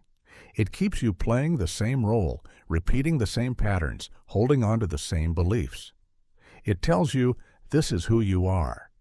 But transformation demands that identity be questioned. It forces you to confront the idea that you may not be who you think you are, that the self is not fixed, but forged. And forging requires heat. You don't evolve by being comfortable with who you've always been. You evolve by shedding it. Entire societies are built on the idolization of comfort. Technology makes everything easier, faster, more convenient. Advertising sells you the illusion that effort is outdated. Why cook when you can order? Why walk when you can ride? Why think deeply when you can scroll? But each layer of convenience takes something from you: your resilience, your patience, your capacity for change. A life without friction becomes a life without movement. You become a passive observer, not a participant in your own becoming. Transformation is violent in its honesty. It strips away illusions. It exposes weakness. It demands truth. And it doesn't care about how it feels. That's why so many avoid it. They call it unnecessary. They rationalize their stagnation as peace. But peace without growth is decay, and comfort without challenge is the slow death of potential. The most profound changes often begin with a breakdown, a moment when comfort is no longer bearable, when the job, the relationship, the belief system begins to suffocate instead of support. That's when the call to transform becomes unavoidable. But it was always there. It was just buried under layers of comfort. Real growth happens when you sit in the discomfort and keep going, when you choose the harder path, not because it feels good, but because it's necessary. Comfort says, stay small. Transformation says, you're not done yet. One keeps you safe, the other sets you free. The masses crave control, not freedom. Freedom is praised in public, idolized in national slogans, and glorified in countless cultural myths. But when examined closely, what most people actually seek is not freedom, but the illusion of it. Freedom within boundaries, freedom with safety nets, freedom that doesn't require risk, responsibility, or the terrifying burden of choice. True freedom is raw, uncertain, and deeply isolating. It demands self-governance, critical thinking, and the willingness to be unpopular. Control, on the other hand, offers predictability. It relieves individuals of the responsibility of determining their own path. And that is what most people actually want. The idea of freedom is attractive until it becomes real. People claim they want autonomy, but when faced with the weight of genuine self-determination, they often retreat. They want choices, yes, but only from menus curated by others. They want to vote, but only from pre-approved candidates. They want to express themselves, but within the accepted language of their tribe. They want to explore ideas, but not if those ideas challenge their comfort zone. What they truly desire is a controlled environment in which their limited choices feel like independence. Control offers safety. It removes the anxiety of uncertainty. When rules are clear, hierarchies are defined, and authorities are in place, life feels more manageable. The chaos of total freedom, where right and wrong, success and failure, love and loss are all undefined, is too much for most. They prefer the clarity of structure, even if it limits their growth. The comfort of being told what to do is far more appealing than the risk of choosing wrong. This is why people tolerate authoritarianism in various forms, not just politically, but socially, religiously, and culturally. They accept surveillance for the promise of security. They submit to religious dogma for the comfort of moral certainty. They follow trends and groupthink to avoid the discomfort of standing alone. The masses don't revolt against control. They often beg for it, so long as it's framed as safety, unity, or purpose. Even in personal life, the preference for control is visible. People adopt routines, habits, and identities not necessarily because they reflect their truest selves, but because they offer structure. The same applies to relationships. Many prefer predictability over passion, routine over risk. Freedom in relationships means vulnerability, growth, and change. Control means stability. And most choose the latter, even if they call it love. The paradox is that the more control people surrender to systems, the more they lose the very freedom they claim to value. They are monitored, conditioned, and shaped, not by force, but by their own desire for certainty. They become participants in their own confinement. They defend the very systems that limit them, and they vilify those who challenge the status quo. The dissenter is not seen as a liberator, but as a threat to the comfort that control provides. Freedom, in its truest form, is terrifying. It requires you to take full ownership of your choices, to think without guardrails, to walk without maps. That kind of freedom is rare, not because it's unattainable, but because so few actually want it. Most want to be led, just cleverly enough to believe they're leading themselves. Control doesn't have to be imposed when people willingly trade freedom for the safety of the familiar. And the masses, time and again, make that trade. Most kindness is hidden self-interest. People like to believe they are good, compassionate, and generous. Acts of kindness are used to confirm this image, not just to others, but to oneself. But beneath many gestures of goodwill lies a quiet calculation. Whether it's to gain approval, avoid conflict, secure loyalty, or ease guilt, much of what is called kindness is a form of self-preservation. It's not about the other person.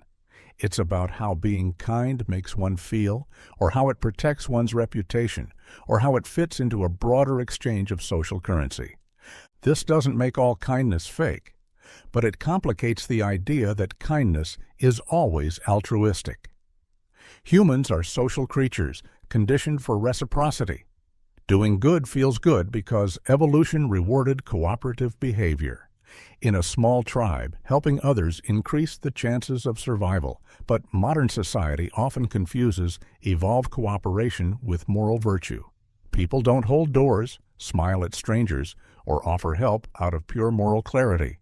They do it because it reinforces a certain image, reduces friction, or invites future reciprocity. At work, kindness is often strategic. Managers who praise employees aren't always doing it to uplift. They're maintaining morale, deflecting criticism, or securing loyalty. Colleagues who show concern may be doing so to strengthen alliances. In social circles, kindness often operates as a social lubricant, keeping the peace, preserving harmony, and ensuring inclusion. But it rarely survives in conflict. The moment someone no longer benefits from being kind or their image is threatened, the warmth disappears.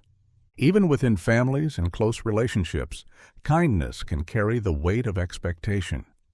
Parents may give to their children not purely out of unconditional love, but because they expect appreciation, obedience, or validation in return. Partners may perform acts of kindness with a subconscious scorecard, keeping track of sacrifices made, waiting for them to be acknowledged or reciprocated. When the return doesn't come, resentment grows, revealing that the kindness was never truly free. Religious and charitable acts often fall into the same pattern. Donations are made to feel moral, to gain social recognition, or to relieve guilt. Volunteering is sometimes less about helping others and more about helping oneself feel useful, virtuous, or enlightened. The kindness is real in its action, but not always in its intent. It becomes a transaction, a way to purchase moral worthiness, or to cleanse oneself of inner doubt or social pressure.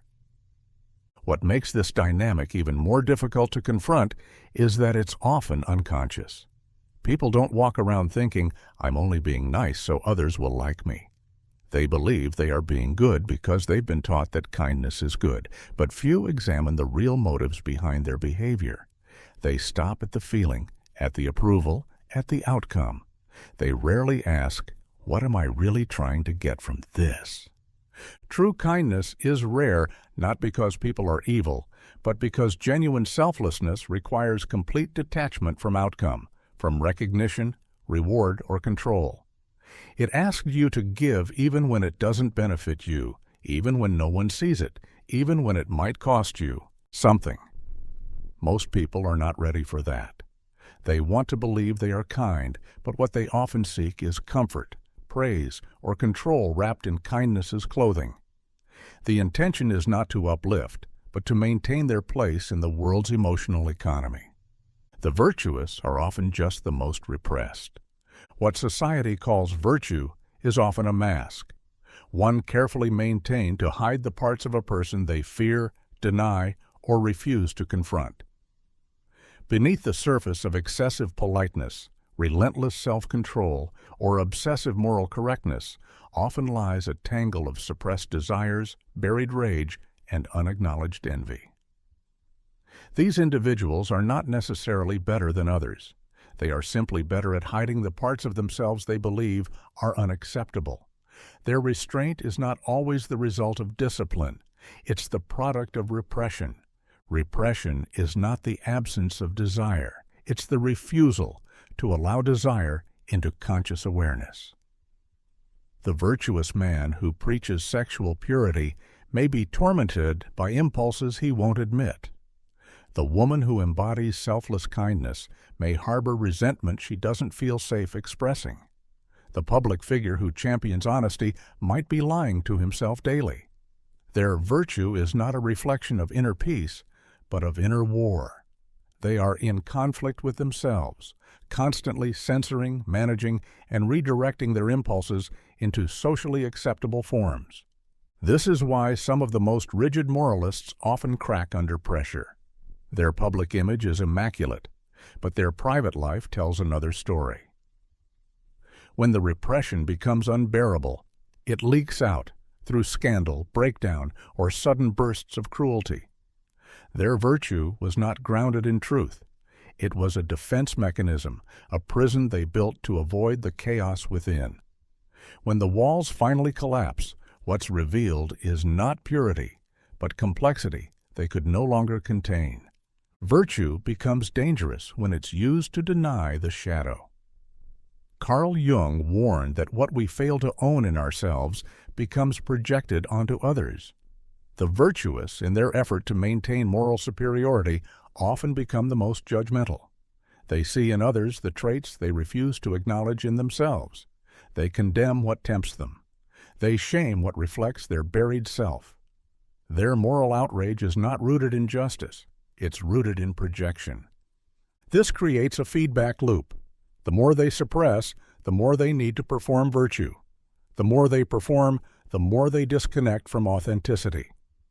Over time, they become a hollow version of themselves, adhering to rules, seeking approval, avoiding anything that might break the illusion. Their life is a script written by fear. Fear of being exposed, fear of being wrong, fear of being human. Not all virtue is repression. True virtue requires integration, not denial. It means confronting your impulses, understanding your drives, and choosing your actions consciously, not because you're trying to appear good, but because you've wrestled with your darker nature and made peace with it. That kind of virtue is quiet, grounded, and unthreatened by contradiction. But it's rare. Most of what we call moral excellence is simply moral avoidance. Repression masquerading as virtue is socially rewarded. It looks safe, respectable, admirable, but it's brittle, it's anxious, and it often hides the very traits it claims to reject. The truly virtuous are not those who feel no temptation.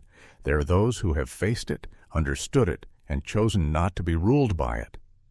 The rest are just well-dressed denials. Shame is the tool of the herd. It is not designed to help individuals grow, understand, or become more ethical. It is designed to keep them in line.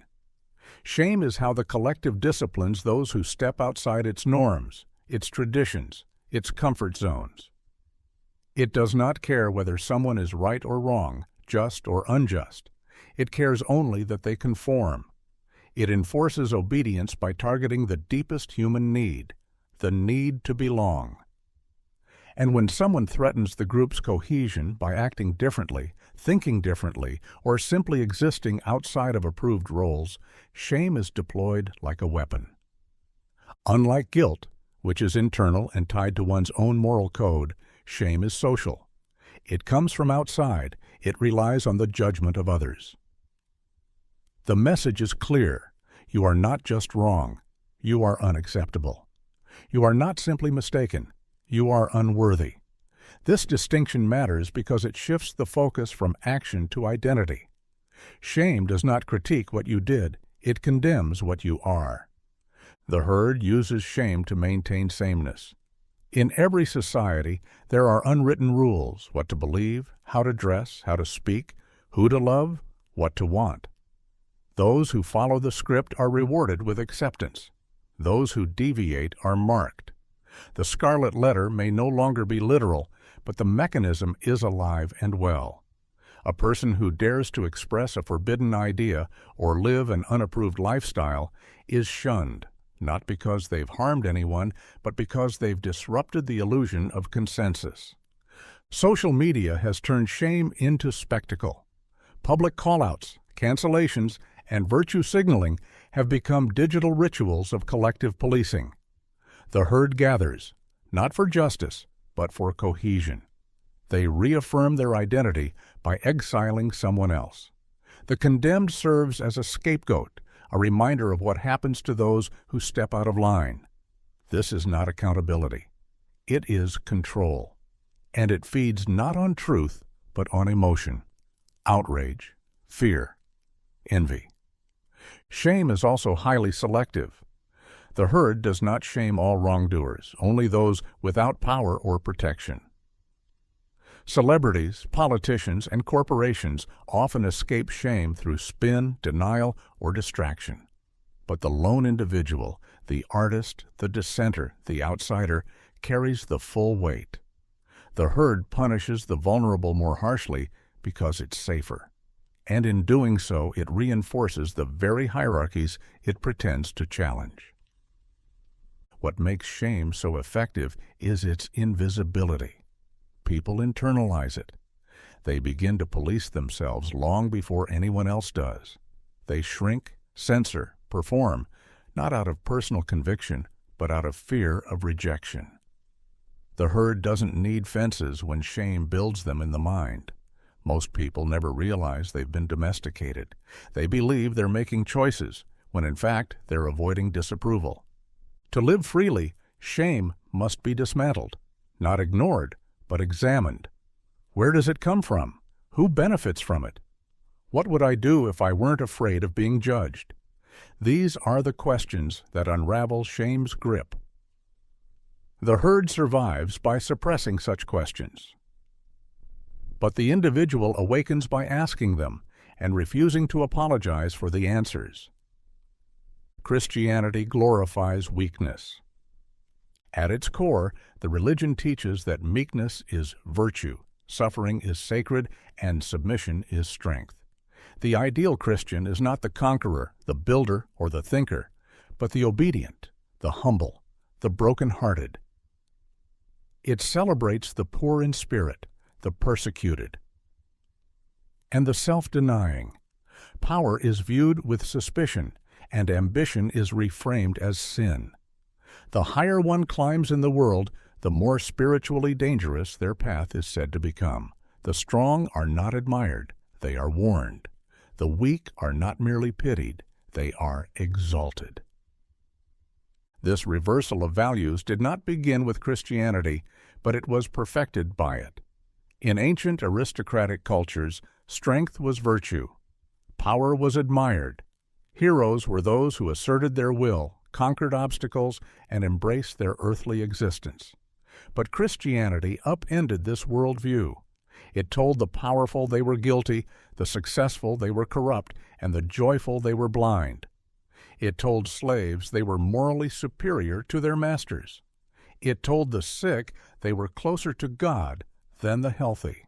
It turned suffering into a spiritual currency and called it redemption. Jesus himself, according to the narrative, does not triumph through power, but through surrender. He does not resist violence. He endures it. He does not fight Rome.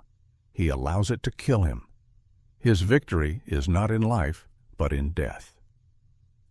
This message became the foundation of a morality built around sacrifice. To be like Christ is to turn the other cheek, to love one's enemies, to accept persecution, and to deny oneself. The hero in Christianity is the martyr, not the revolutionary.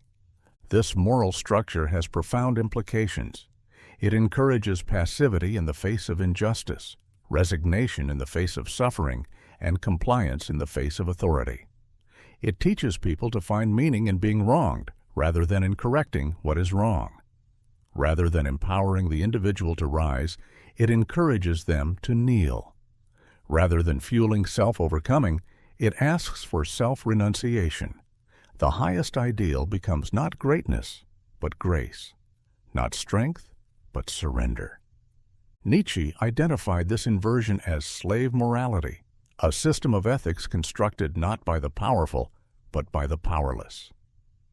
Unable to triumph in the world, they redefined the world. They made virtue out of necessity. They transformed their condition into a higher calling. In doing so, they shackled the spirit. Instead of urging humanity to ascend, they sanctified staying low. Instead of urging people to transform reality, they taught them to endure it. Christianity does not demand transformation. It demands obedience. It replaces self-creation with repentance, passion with guilt, and curiosity with faith. It glorifies the last, the least, and the lost, not as starting points for growth, but as destinations in themselves. The result is a culture that fears strength, mistrusts ambition, and vilifies those who seek power not to dominate others, but to overcome themselves. The tragedy is not that Christianity values compassion or forgiveness. The tragedy is that it elevates weakness to the highest good, turning it into an ideal rather than a condition to transcend. It teaches that to suffer is to be holy, to surrender is to be righteous, and to resist one's own potential is to be saved. In this framework, greatness is suspect and human excellence is always on trial. True thinking begins when you stop needing approval. Until that point, most of what passes for thought is filtered, restrained, and shaped by the desire to be accepted. People conform not just in action, but in belief. They adopt opinions that align with their social group, values that mirror their upbringing, and conclusions that avoid conflict. Even rebellion is often designed to gain approval from a different audience, those who reward contrarianism with applause. But genuine thought does not seek applause. It seeks truth, and truth is rarely popular. Approval is seductive. It creates a sense of safety. It tells you that you're on the right path, not because the path is right, but because others are walking it with you. This craving for affirmation runs deep. It starts in childhood, when love is often conditional. Say the right things, behave the right way, and you're accepted. Step outside the lines, and you're corrected. This conditioning continues through school, work, and relationships. The result is a mind trained to prioritize social harmony over intellectual honesty. As long as approval is the goal, honesty is compromised. You will censor your doubts, soften your questions, and avoid ideas that make others uncomfortable. You'll mistake politeness for wisdom. You'll nod in agreement when you should speak up. You'll stay silent, not because you have nothing to say, but because you fear what your voice might cost you. This is not thinking, it's performance. The moment you stop needing approval, everything changes.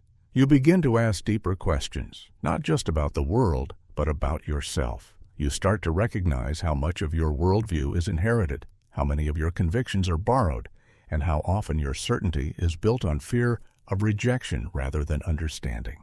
You begin to peel away the layers of social expectation and discover what you actually believe. This kind of thinking is dangerous. It threatens the comfort of those around you.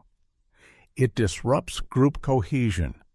People may call you arrogant, difficult, or cold. They may accuse you of being rebellious for the sake of ego, but what they're really reacting to is your refusal to submit to unspoken rules. Independent thought is not just rare, it is unsettling. It reminds others of the thoughts they avoid, but the rewards are immense.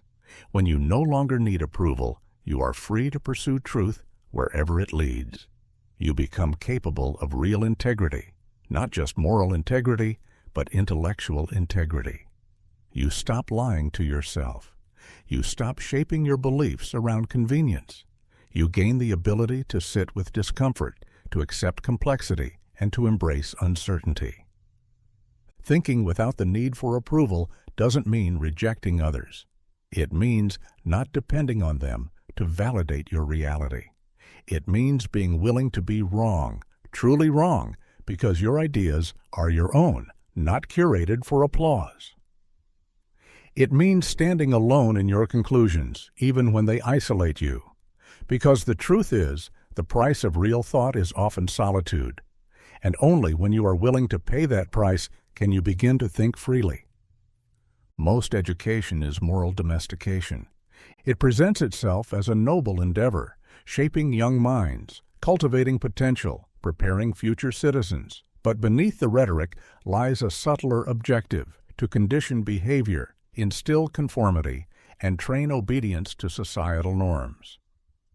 The true purpose of most modern education systems is not to foster independent thinkers, but to produce manageable individuals, those who will fit into pre-existing structures without questioning them too deeply. From the earliest years, children are taught not just facts and figures, but how to behave. Sit still. Raise your hand. Don't speak out of turn. Follow instructions. These are not neutral practices. They are mechanisms of control. They prepare the student for life within bureaucracies and hierarchies where obedience is rewarded and deviation is punished. The content of the education may vary, but the structure remains the same. Rules over reason, memorization over inquiry, compliance over courage. Morality is subtly woven into the curriculum, not through philosophical debate, but through behavioral conditioning. Good students are not the most curious, but the most compliant. They do their homework, arrive on time, and cause no disruption. Bad students are not the least intelligent, but the least obedient. They challenge, they question, they resist. In this way, education doesn't teach morality as a subject. It enforces it as a behavior pattern. The values reinforced in school mirror those of the broader culture. Patriotism is often framed as virtue. Authority is treated as legitimate by default. Success is measured by performance on standardized tests rather than critical insight or creativity. Students learn early that rewards come not from thinking differently, but from doing what is expected. They are not encouraged to question the system. They are taught to succeed within it. This moral domestication extends into the university system. While higher education may advertise itself as a marketplace of ideas, in practice it often reinforces ideological orthodoxy. Students learn which viewpoints are acceptable, which opinions are dangerous, and which questions are best left unasked. The classroom becomes a space of intellectual containment. Those who conform to the dominant narrative are celebrated. Those who challenge it are marginalized or labeled. Even the subjects taught are framed to reflect prevailing moral values. History is taught with a nationalistic slant. Literature is filtered through modern ideological frameworks. Science is reduced to utility rather than wonder. The goal is not to reveal truth, it is to shape belief. Education becomes less about discovering what is real and more about aligning with what is acceptable. By the time students graduate, most are not liberated. They are domesticated. They know how to function, how to appear intelligent, how to play the game. But many have lost the ability to think freely, to speak boldly, or to imagine alternatives. Their education has prepared them for obedience, not originality. True education should be the opposite of domestication. It should unsettle, provoke, and expand. But for most, schooling becomes a moral filter, one that shapes not only what they know, but who they believe they are allowed to be. The result is a society filled with well-behaved citizens, but few truly free minds. You must be willing to be hated to become who you are. Authenticity carries a cost. To truly become yourself, to live, speak, and act in alignment with your inner truth, you must be prepared to disappoint others. Not everyone will understand you. Not everyone will approve of you. Some will reject you outright. They will project onto you their fears, their insecurities, their unmet expectations. They will call you selfish, arrogant, strange, or wrong, and you must continue anyway. The need to be liked is one of the greatest barriers to personal transformation. From childhood, people are conditioned to seek approval. Be a good student, a good child, a good citizen. Fit in. Don't offend. Don't stand out too much. Learn the rules of your environment and follow them. In exchange, you'll be rewarded with praise, acceptance, and a place in the group. But this approval comes at a price: your individuality. The moment you begin to diverge from the script, the system starts to resist. When you stop echoing the beliefs of your culture, your family, or your peers, you threaten their sense of order. Your refusal to conform becomes a mirror, forcing others to confront their own compromises. And few people can look into that mirror without discomfort, so they lash out. Not because you are wrong, but because you are different. To become who you truly are, you must be willing to stand alone. You must accept that misunderstanding and hostility are part of the path. Not everyone will see your journey. Not everyone is meant to. Some are too invested in the roles you used to play, the mask you used to wear. When you shed that mask, they may feel betrayed, not by what you've done to them, but by what you've taken away. Their version of you. But there is no freedom without this risk. You cannot be authentic and universally liked. You cannot challenge norms and remain universally accepted. You cannot live truthfully while bending yourself to fit into every room you enter. You must choose comfort or authenticity, popularity or integrity. Those who try to have both end up diluted, trapped in a performance that pleases everyone but themselves. The irony is that once you accept being hated, you begin to experience real respect, not from the masses, but from those who recognize your courage, not from those who need you to validate their worldview, but from those who are also seeking truth. Authenticity repels the shallow, but it attracts the deep. It clears space for relationships based not on convenience or conformity, but on shared values and mutual respect. This isn't about being antagonistic. It's not about seeking conflict for its own sake. It's about no longer shrinking yourself to avoid it. It's about choosing truth over harmony, evolution over comfort. If you are never hated, you are probably not living fully. You are probably editing yourself for approval, disguising your edges, and negotiating your essence. The world does not need more agreeable people. It needs more honest ones, more real ones. And to be real in a world that thrives on illusion is to walk through fire. Not everyone will follow you into that fire. Some will curse you for lighting it. But it is in that fire that you burn away who you were told to be and become who you truly are.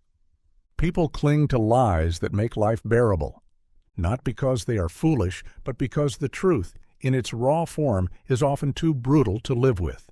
The human mind is not wired for pure reality. It's wired for survival. And part of survival means building mental structures that protect from despair, from chaos, from meaninglessness. These structures are made of stories about who we are, what our lives mean, what happens after we die, and how justice will eventually prevail. Whether or not these stories are true is secondary. What matters is that they offer coherence. Lies function as psychological scaffolding. People tell themselves they are good even when their actions contradict it. They believe they are in control, even in a world governed by randomness. They think their suffering has purpose, even when there is no sign of redemption. These lies soothe the existential terror that arises when people confront the possibility that life may be accidental, that meaning may not be inherent, and that justice may never come. The more unbearable the truth, the more seductive the lie. Religion is one of the most widespread and enduring forms of this mechanism. It offers a framework that makes life understandable. It explains suffering, provides hope, and promises continuation beyond death. For billions of people, these narratives are a source of comfort. But comfort is not the same as truth. Believing that a divine plan governs every event can make tragedy more bearable, but it also removes the need to confront randomness, injustice, and personal responsibility. The lie is functional. It provides stability where the truth would only bring anguish. Cultural myths operate the same way. Nations construct sanitized histories, idolize flawed heroes, and celebrate narratives of exceptionalism. These stories foster identity and unity, but they also obscure oppression, erase complexity, and justify violence. People cling to these lies not because they are ignorant, but because to dismantle them would mean confronting the uncomfortable truth that their society may not be as noble or just as they were taught. And if the story falls apart, so does a piece of their identity. On a personal level, the lies are even more intimate. People convince themselves that they are in the right, that their failures are someone else's fault, that they are special, that love will last forever, that aging won't happen to them. These are not simply delusions, they are defense mechanisms. The lie shields the ego. It helps people face the day. It keeps them from crumbling under the weight of too much reality. But lies come at a cost. They prevent growth. They maintain illusions that eventually collapse. They delay reckoning. And when the truth finally breaks through crisis, betrayal, or loss, the impact is often devastating. The pain of realizing the lie is often worse than the pain the lie was meant to protect against. Yet even then, many return to new lies because life without them can feel unlivable.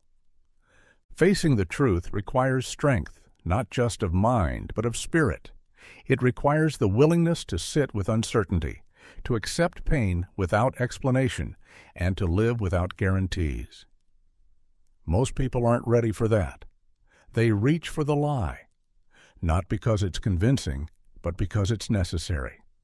And in that choice, they trade truth for comfort and reality for the illusion that life can be made bearable without it. Becoming good often means becoming dull.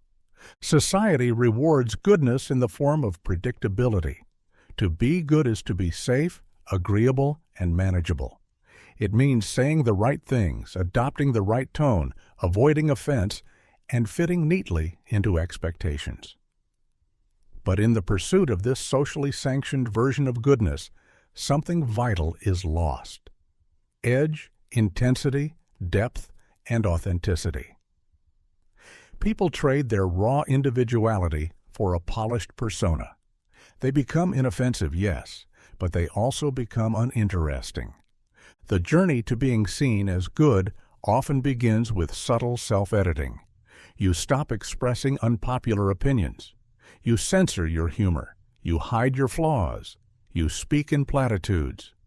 The more you are praised for your goodness, the more you learn to filter out what makes you complex, controversial, or real. You become careful, cautious, measured. You don't say what you really think, you say what is acceptable. Over time, this performance becomes internalized. You mistake your mask for your face. This is not moral growth. It's social obedience. True morality requires struggle, self-reflection, and contradiction. It's messy. It involves owning your impulses, examining your motives, and sometimes doing what is right even when it's unpopular or misunderstood. But performative goodness skips the inner work. It's about optics, not ethics. It focuses on being liked, not being honest. It values harmony over truth. In this process, boldness becomes a liability. Passion is reframed as aggression. Wit becomes a risk. Dissent is labeled negativity. The more you conform to the image of goodness, the less you risk being real. Your conversations grow shallow. Your thoughts become safe. Your identity flattens. You become morally sanitized, but emotionally hollow. Art, innovation, and insight rarely come from the morally polished. They come from those who wrestle with themselves and the world, from those who speak what others fear to say, from those willing to offend, to provoke, to challenge. But the good person, trained to avoid friction, rarely creates anything original. Their creativity is constrained by the fear of being misunderstood. Their curiosity is dulled by the pressure to appear virtuous. Even relationships suffer. When people are too focused on being good, they often become emotionally unavailable. They avoid difficult conversations to keep the peace. They suppress their needs to seem selfless. They offer kindness without passion, empathy without boundaries. Their goodness becomes a barrier rather than a bridge. They are liked, perhaps even admired, but rarely known. Becoming truly human requires more than moral compliance. It requires complexity, contradiction, and the courage to stand in the gray areas. It means embracing your anger, your desires, your flaws, not to act on them recklessly, but to understand them honestly. The most compelling people are not those who have perfected themselves, but those who have integrated their shadows. They are not always good in the traditional sense, but they are whole. When good becomes synonymous with being palatable, docile, or socially approved, it ceases to be a virtue. It becomes a costume. And those who wear it too well often forget what it was hiding. The fire of individuality, the sharpness of thought, and the richness of a life not lived for approval, but for truth. The greatest truths are born from suffering, not from comfort, not from pleasure, and certainly not from the shallow pursuit of happiness. Suffering forces a confrontation with reality that comfort tends to obscure. When everything is going well, when life is smooth and predictable, there's little reason to ask the hard questions. But when suffering breaks through loss, betrayal, illness, failure, or isolation, it strips away illusions. It reveals the fragility of our beliefs, the cracks in our identity, and the hollow scaffolding of our assumptions. Suffering has a way of silencing the noise. It brings people face to face with what they really are, not what they pretend to be. It dissolves vanity. It shows how much of life is constructed on distractions, routines, and shallow rewards. It forces introspection, not the curated social media version of reflection, but raw, unsparing self-examination. You see what you've ignored. You feel what you've numbed. You question what you once held sacred. This is where truth begins, not with answers, but with the collapse of false certainties. The truths born from suffering are not theoretical. They are not abstract ideas scribbled in notebooks or debated in classrooms.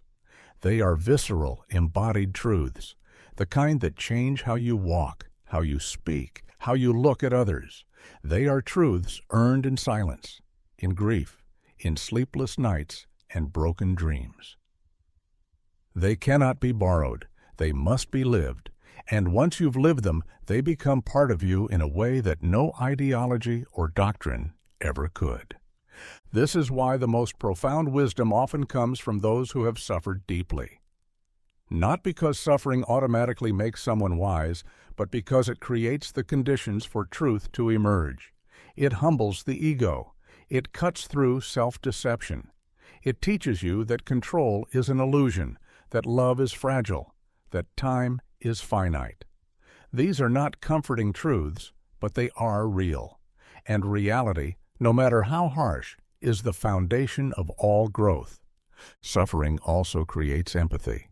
When you've suffered, you no longer look at others through the lens of judgment alone.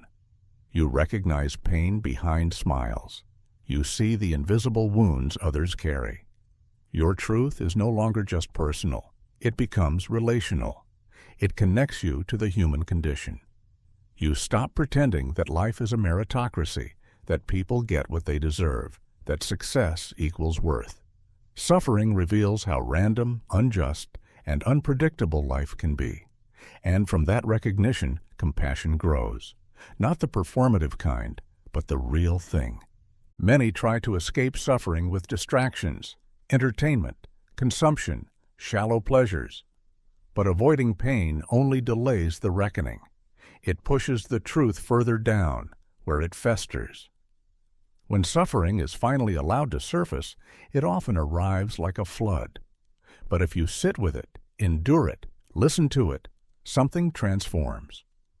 You become less concerned with how things appear and more concerned with what they mean.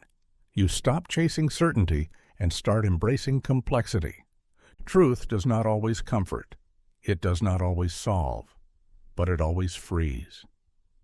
And freedom, in its deepest form, is born not from ease, but from the fire of suffering, where everything false is burned away, and what remains is what was always there, waiting to be seen. Obedience is rewarded, not truth. In most systems, institutions, and social structures, the currency of success is not the ability to think freely or speak honestly, but the willingness to comply. From childhood, people are taught that good behavior earns praise. In school, the student who follows instructions, memorizes well, and causes no disruption is labeled excellent, even if they never ask a meaningful question. In the workplace, employees who meet deadlines, follow protocols, and avoid dissent are promoted faster than those who challenge inefficiency or question authority. Obedience keeps the machine running. Truth, on the other hand, often jams the gears. Truth is inconvenient. It complicates narratives, destabilizes hierarchies, and challenges the assumptions that allow systems to function smoothly. Truth-tellers are not usually celebrated. They are seen as disruptive, even dangerous. Whistleblowers, iconoclasts, and radical thinkers often find themselves marginalized, silenced, or punished. Their refusal to play along threatens those who benefit from the illusion of consensus. Obedience maintains the illusion. Truth breaks it. Religious institutions are built on this trade-off. Doctrines must be followed. Questions can be asked, but only within boundaries. Faith is often equated with submission. Those who challenge the core beliefs are labeled heretics, not because they are necessarily wrong, but because they undermine the authority of the institution. Obedience to tradition, ritual, and hierarchy is praised. Blind belief is honored more than independent understanding. The reward is belonging. The cost is intellectual freedom. Political systems operate the same way. Citizens are encouraged to participate, but only within structured limits. Those who toe the party line receive approval, airtime, and access. Those who challenge the status quo, expose corruption, or question foundational myths are labeled unpatriotic, radical, or dangerous. Democracies often preach the value of truth, but in practice, they reward conformity. The system doesn't care if you're right. It cares if you're manageable. Even in families, obedience is often prized more than authenticity. Children learn quickly that approval comes from compliance. Speaking out, asserting independence, or questioning authority can result in punishment or emotional withdrawal. Many carry this lesson into adulthood, where pleasing others becomes a reflex, and telling the truth becomes a risk. The result is generations of individuals who have learned to hide their real thoughts, mask their true selves, and keep quiet when it matters most, all in the name of harmony. Truth is threatening not just because of what it reveals, but because of what it demands. It forces people to rethink, to change, to act. Obedience, in contrast, asks nothing but acceptance. It's simple, clean, and efficient. Systems built on obedience appear stable, even virtuous, but beneath the surface, they are brittle. They cannot tolerate too much truth. And so they reward those who stay within the lines while quietly sidelining those who dare to redraw them. The danger of this dynamic is that it creates a world where appearance matters more than substance, where silence is mistaken for peace, and where truth becomes a private burden rather than a public good. If obedience continues to be rewarded more than truth, society doesn't evolve. It stagnates. and those capable of leading it forward are the very ones it tries hardest to ignore. Civilization suppresses instinct and calls it progress. It takes what is raw, primal, and natural in the human being and redefines it as uncivilized, inappropriate, or dangerous. Instinct, our innate drives for freedom, aggression, sexuality, self-preservation, and dominance, is viewed as a threat to order, and so, from the earliest stages of life, we are trained to repress it. Children are told to sit still, be quiet, share nicely, suppress anger, and avoid disruption. What begins as discipline soon becomes identity, the civilized self, shaped by a long process of denial. But instinct is not the enemy. It is the foundation of vitality. It is what kept us alive before systems existed. It is what drives creativity, ambition, and passion. It is the spark that defies authority, questions rules, and seeks experience over routine. Yet, civilization has no tolerance for wildness. It seeks predictability. It builds systems, codes, and bureaucracies that prioritize control. It replaces instinct with obedience, spontaneity with routine, and emotion with etiquette. The result is a society that values docility over depth, order over authenticity. The suppression of instinct is framed as moral progress. To be good in society's eyes is often to be manageable. The aggressive are called toxic. The sexual are called indecent. The independent are labeled selfish. Civilization creates a moral framework that elevates restraint and punishes intensity. It defines maturity not as integration of instinct, but as its burial. The more you deny your nature, the more evolved you are said to be. Religion has historically played a major role in this process. It rebranded instinctual drives as sin. Desire became lust. Ambition became pride. Anger became wrath. Even hunger for knowledge was once treated with suspicion. The body was viewed as something to be tamed, the soul something to be purified. Civilization, under religious influence, didn't just suppress instinct. It taught people to hate it. Salvation was redefined as transcendence from one's own nature. Modern life continues this trend in subtler ways. The workplace rewards those who suppress their feelings in favor of professionalism. Schools reward compliance over creativity. Laws punish those who act out of impulse, regardless of context. Therapy, even with good intentions, often teaches regulation over expression. We are taught to manage our instincts, not to understand or channel them, and in doing so, we forget how much of our vitality comes from what we've been told to suppress. The cost of this suppression is deep. It shows up in boredom, depression, anxiety, and addiction. When instinct is denied, it doesn't disappear. It mutates. It returns in self-destructive behaviors, in numbness and existential fatigue. People lose touch with what they want, what they feel, what they truly are. They live lives of quiet compliance, praised by society for their restraint, while privately mourning the parts of themselves that never had permission to live. Civilization needs order. Yes, but not at the cost of the human spirit. Progress should not mean sterilization. To evolve as individuals and as a society, we must learn to reclaim instinct, not as something to be feared, but as something to be mastered and integrated. Without it, we are not civilized. We are just tamed. And in being tamed, we lose the very fire that makes life worth living. Most people would rather live in a lie than face chaos. Lies offer structure. They give life a script, a narrative, a sense of direction. Chaos, by contrast, is uncomfortable. It's raw, unpredictable, and full of unknowns. To face chaos means to admit that the foundations you've built your life on, your beliefs, your identity, your values, might be arbitrary or worse, entirely false. That realization is terrifying.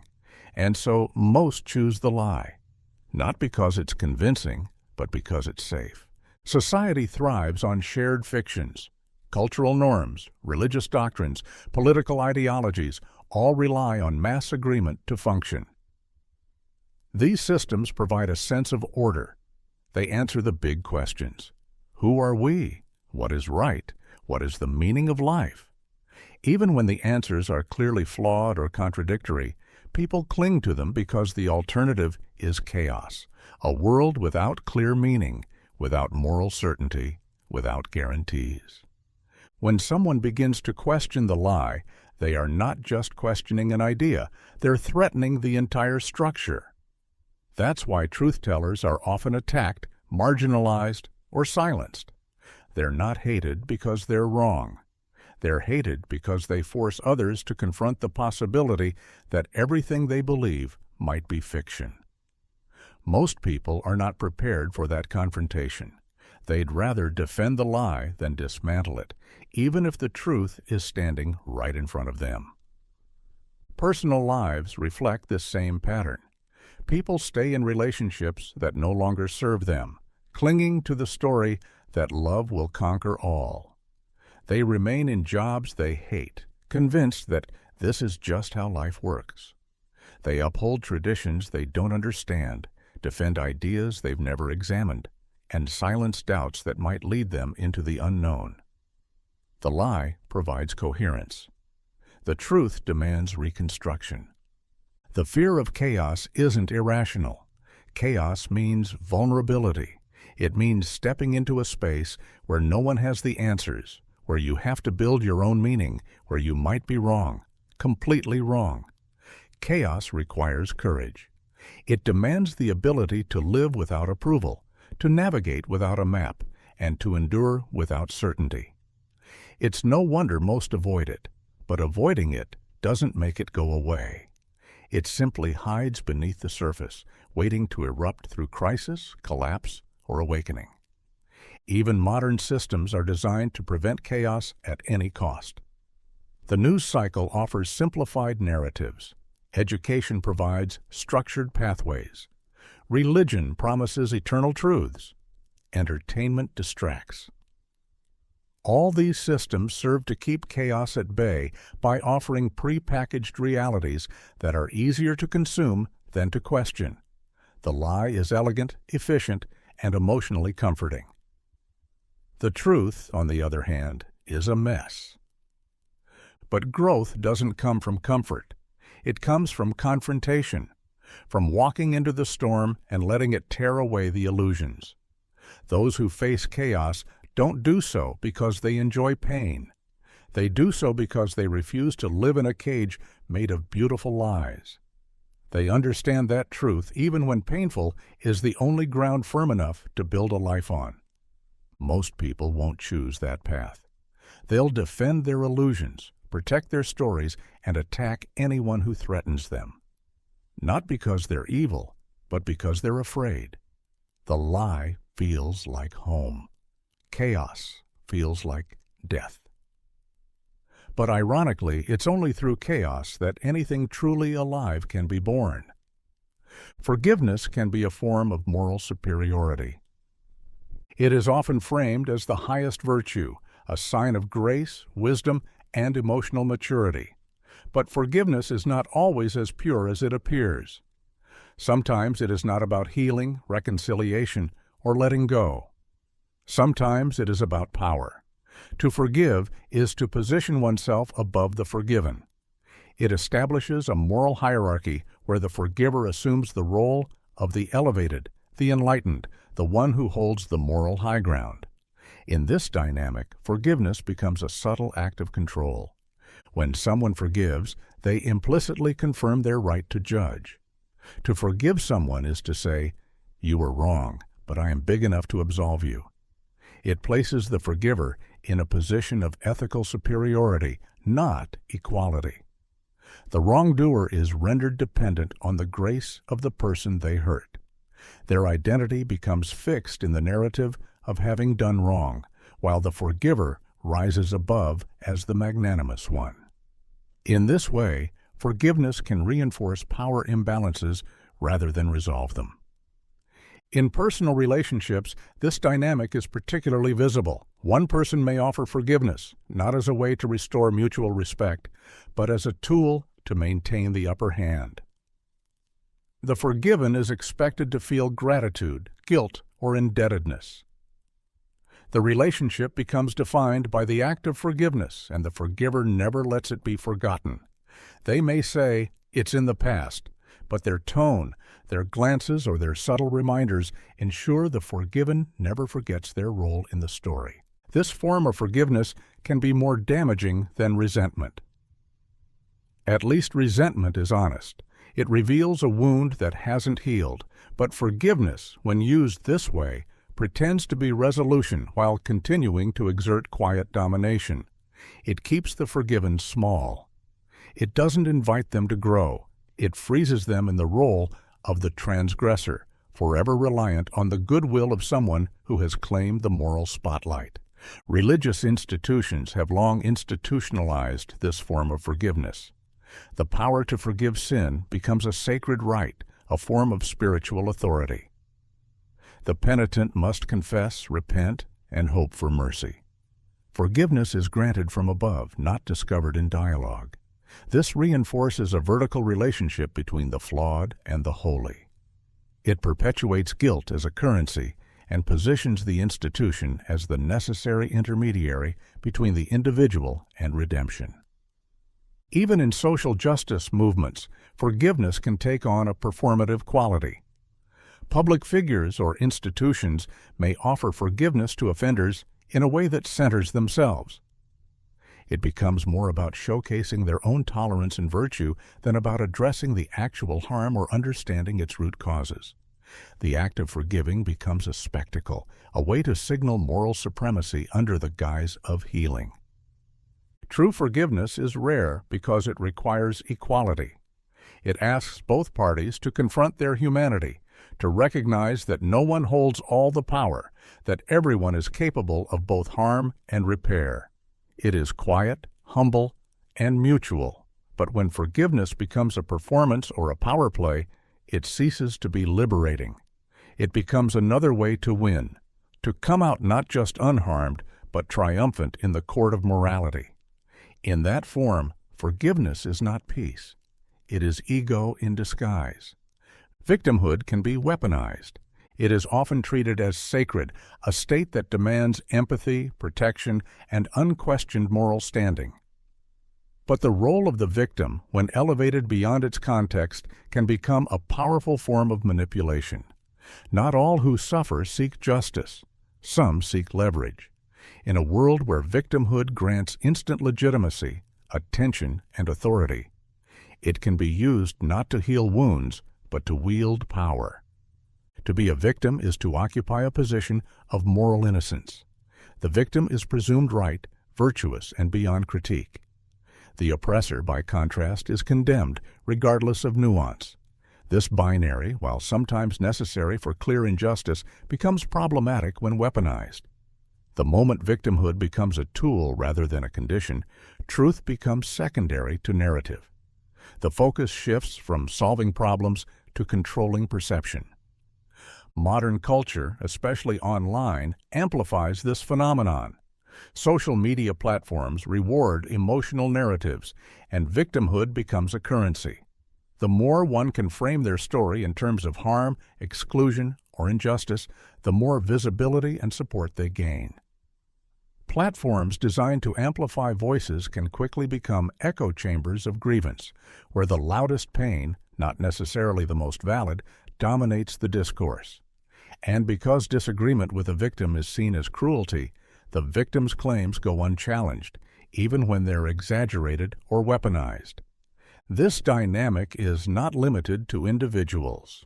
Groups, movements, even nations have learned to use victimhood as a shield and a sword.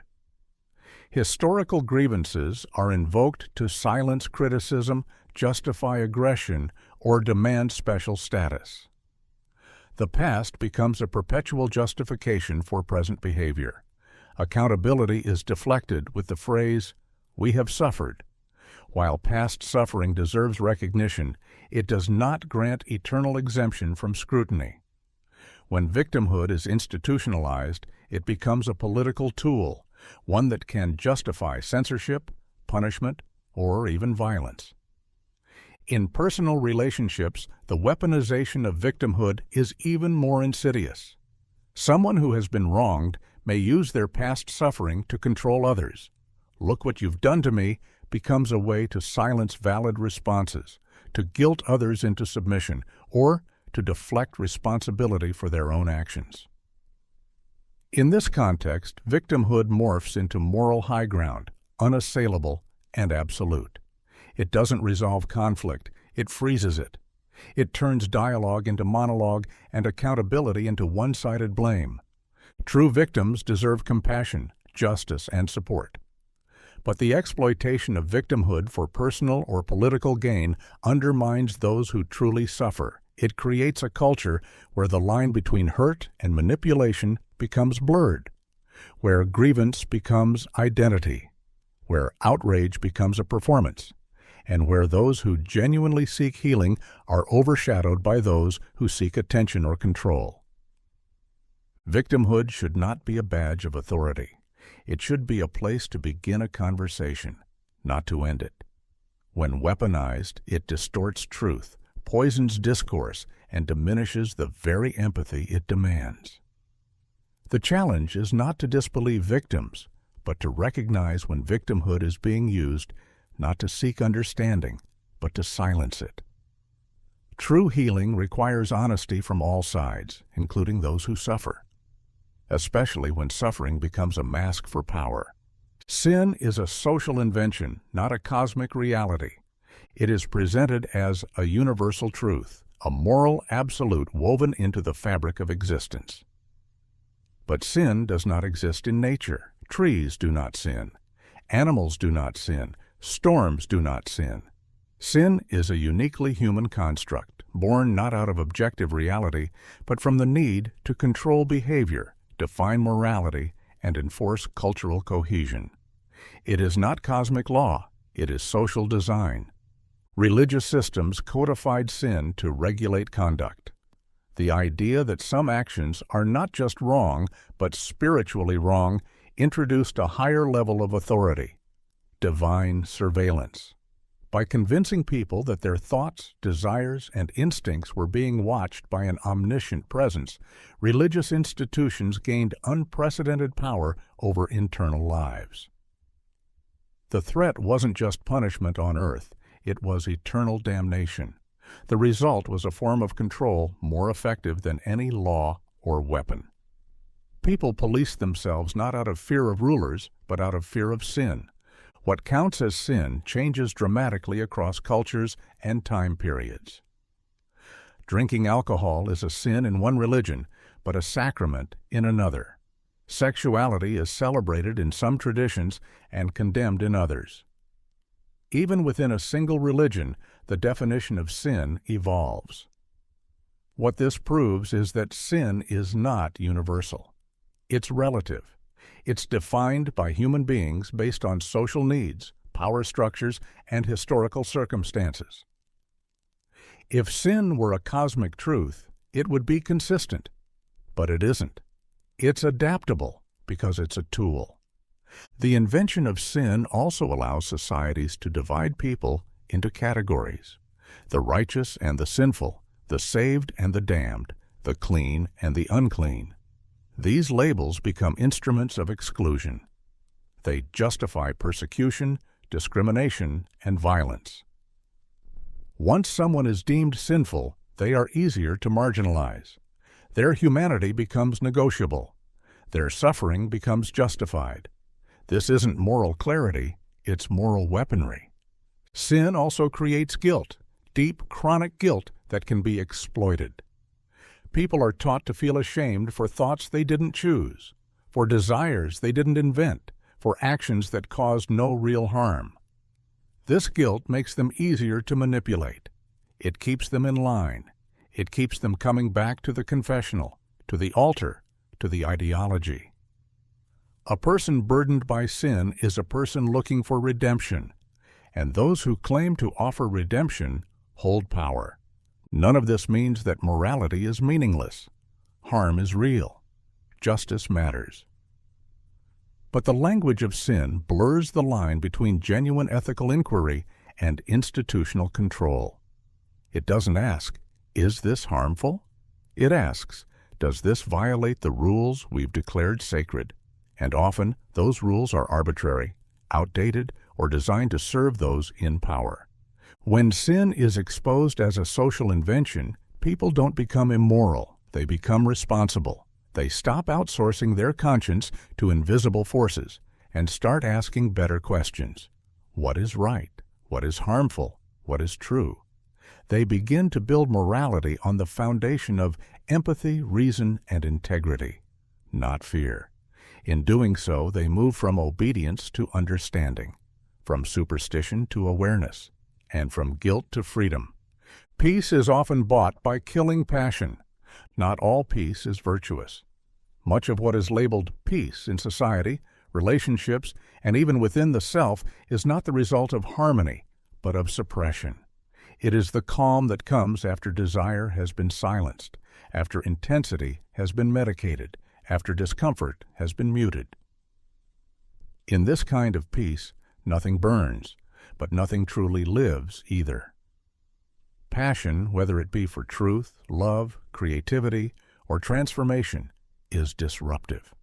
It unsettles the status quo, demands change, and carries risk. So, to achieve peace, many eliminate the very fire that gives life its meaning. In relationships, the desire for peace often leads to emotional sterilization. Couples stop arguing, not because they've resolved anything, but because they've learned to avoid conflict. They call it maturity. But in reality, it's a quiet resignation. The passion they once had, the urgency to connect, to fight for intimacy, to challenge each other to grow, has been buried under layers of routine and unspoken compromise. They are no longer alive together, they are merely coexisting. The peace is not a reflection of deep connection, it's a symptom of mutual retreat. In families, peace is often maintained by silencing uncomfortable truths. No one talks about the trauma, the abuse, the generational wounds. Everyone plays their role, smiles at the right time, keeps the gatherings pleasant. This false peace comes at the cost of authenticity. The family becomes a stage, not a sanctuary. Passionate confrontation, the kind that could heal, transform, or liberate, is seen as betrayal. The one who speaks up is labeled dramatic, angry, or unstable. They threaten the peace that everyone has worked so hard to maintain, even if that peace is nothing more than collective denial. In society, peace is often enforced through conformity. Citizens are told to stay calm, follow rules, avoid outrage. Protests are dismissed as disruption.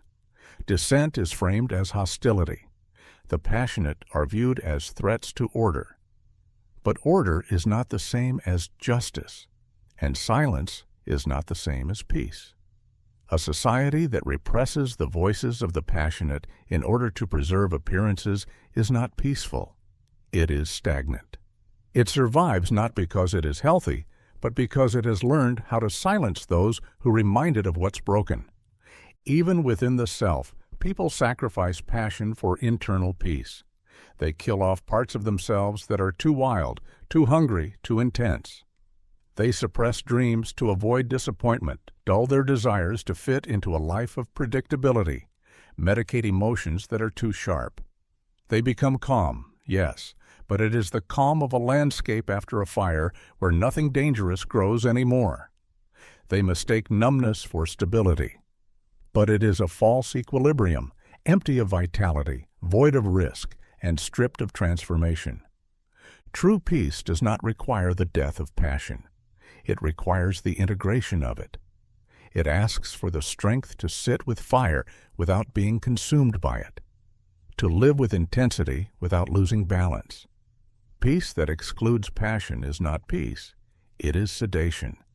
And while it may look serene on the surface, underneath it lies a slow, quiet erosion of what makes life worth living.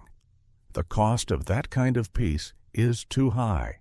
because when passion dies, so does the potential for anything extraordinary. Society teaches you to be useful, not to be yourself. From the moment you're born, the question is not, who are you, but what will you do? Your value is immediately linked to utility, how well you follow rules, how efficiently you perform tasks, how reliably you fit into systems. School doesn't ask you to discover your inner world. It asks you to master standard formulas.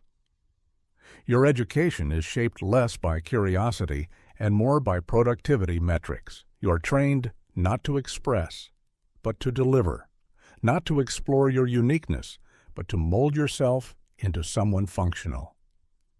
The system is designed to reward conformity. The best students are not the most imaginative or self-aware.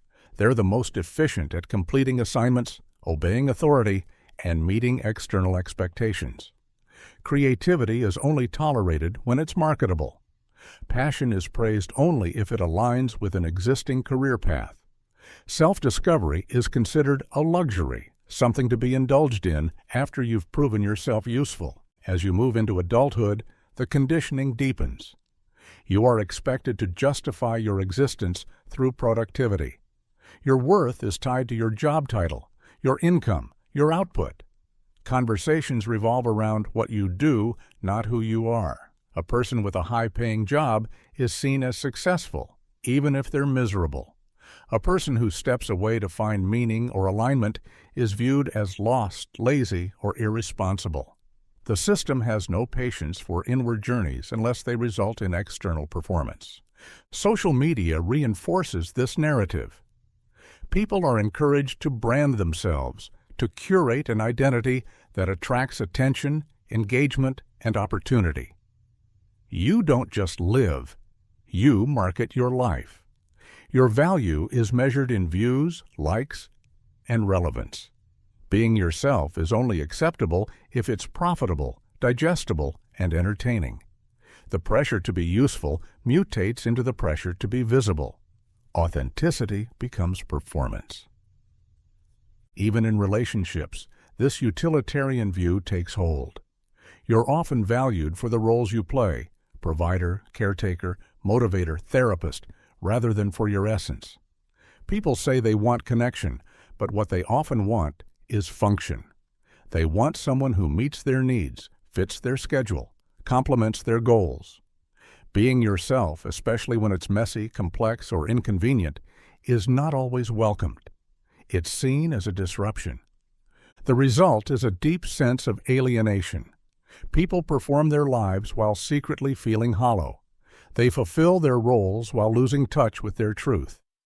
They accumulate achievements, status, and responsibilities, yet feel as if something essential is missing. That missing piece is often the self, buried under layers of usefulness. To be yourself is not to reject responsibility or contribution. It's to anchor those things in authenticity.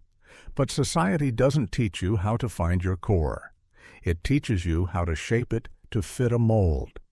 It tells you to be strategic, polished, productive, but not real.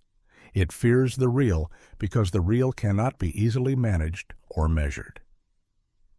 And so, from classrooms to careers, the message is clear. Be what we need you to be, not who you truly are. Escaping that trap requires unlearning the belief that value equals utility. It means embracing the uncomfortable, unpredictable journey of self-inquiry. It means understanding that your worth is not in what you produce, but in what you are, even if the world doesn't know how to use it, especially then. There is no moral law, only interpretations and power. What people call moral law is often little more than a temporary consensus, shaped by the dominant forces of a particular time and place. Morality is not carved into the universe. It is constructed, revised, and weaponized by those who control the narrative. Every moral code, from ancient tribal taboos to modern legal frameworks, emerges from a specific historical, political, and cultural context. These codes reflect not some universal truth, but the interests, fears, and issues of those who wrote them. People like to believe that there are moral absolutes, that certain things are always right, others always wrong, but history dismantles this belief. Slavery was once moral. Torture was once sanctioned. Genocide has been justified under the banner of righteousness. What one era calls evil, another calls justice. What one culture sees as sacred, another sees as barbaric. These contradictions are not exceptions, they are the rule. They reveal that morality bends to the dominant perspective. Power determines whose morality gets enforced. Religions have long claimed to be the custodians of moral law, but even these institutions evolve. Doctrines change. Interpretations shift. What was once heresy becomes doctrine. What was once doctrine becomes metaphor. Entire moral systems have been rewritten through translation, reinterpretation, and institutional compromise. These shifts are rarely driven by sudden moral clarity. More often, they are responses to social pressure, political need, or economic advantage. The sacred bends when enough power demands it. Even in secular systems, morality is not neutral. Laws are said to reflect collective ethics, but they are written by those with access to influence. Politicians, lobbyists, judges, and corporations shape what is legal, and by extension, what is seen as moral. An act may be morally wrong, yet perfectly legal. Conversely, something morally sound may be criminalized if it threatens the prevailing order. Morality becomes a tool, not for justice, but for control. This is why moral outrage often follows power lines. The same act committed by different people is judged differently depending on their status. A poor person steals food and is punished. A corporation evades taxes and is admired for its efficiency. A dissident is labeled a criminal.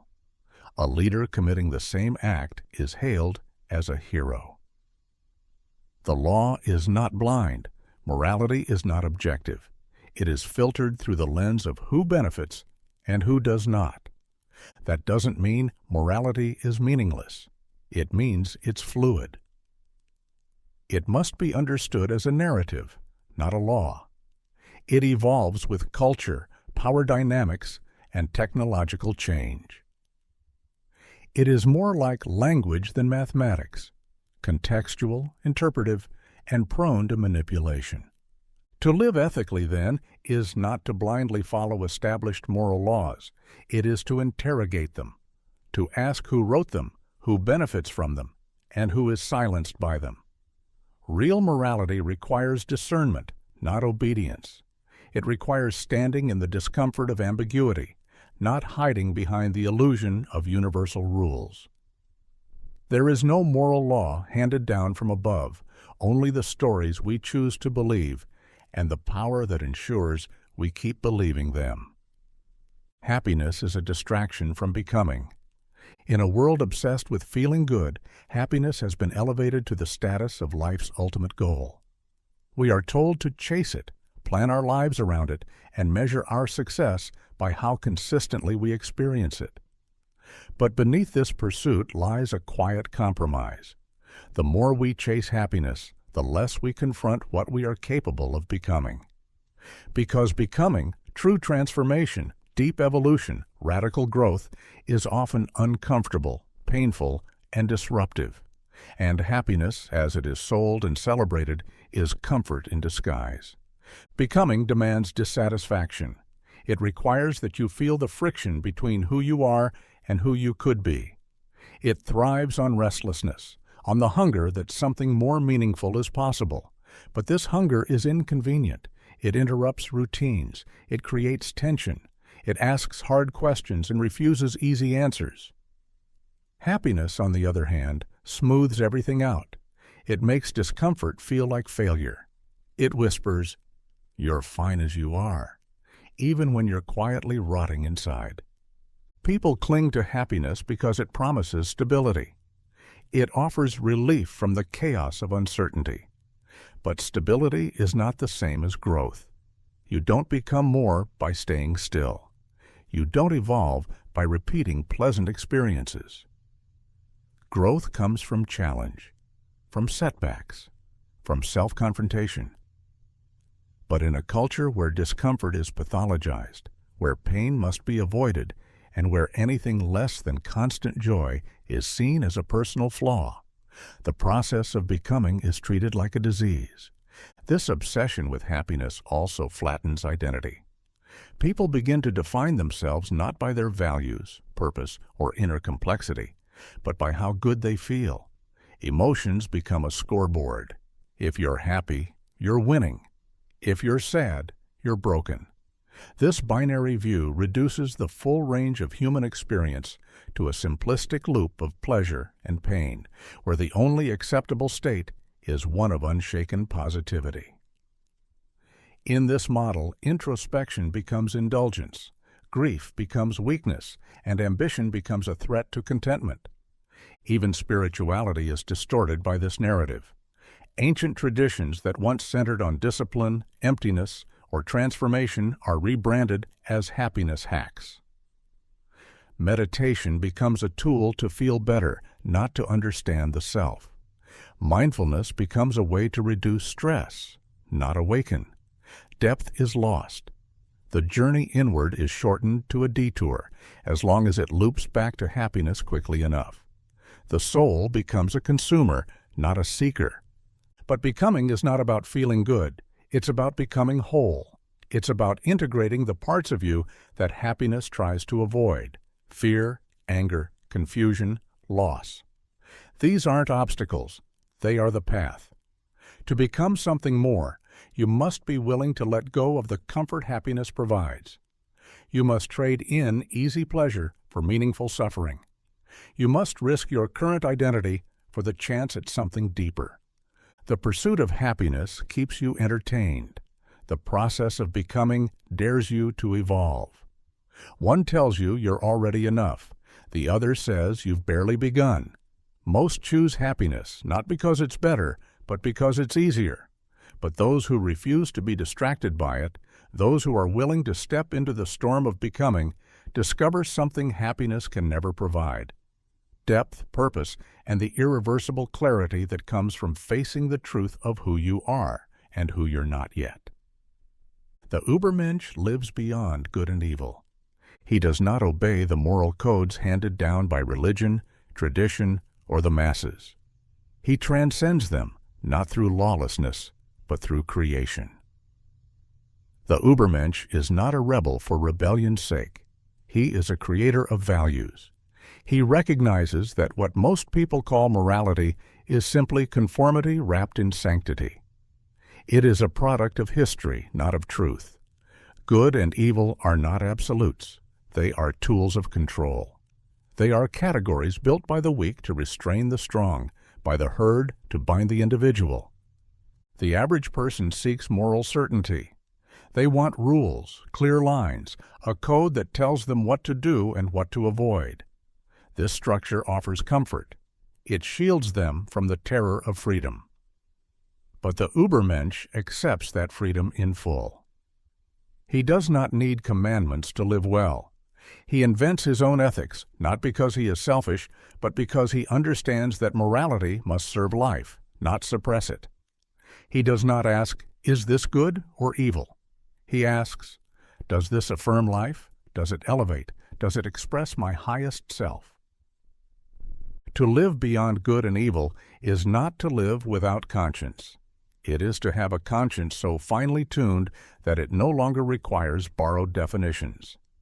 The Übermensch has outgrown moral dualism. He sees that cruelty and compassion, strength and tenderness are not opposites. They are tools, and each has its moment. He does not believe that suffering is inherently evil or that sacrifice is inherently good. He judges everything by its relation to power, vitality, and becoming. The herd sees this as dangerous, even monstrous. To them, morality is sacred. To challenge it is to invite chaos. That is why the Übermensch is often hated or misunderstood. He threatens the shared illusion that keeps society stable.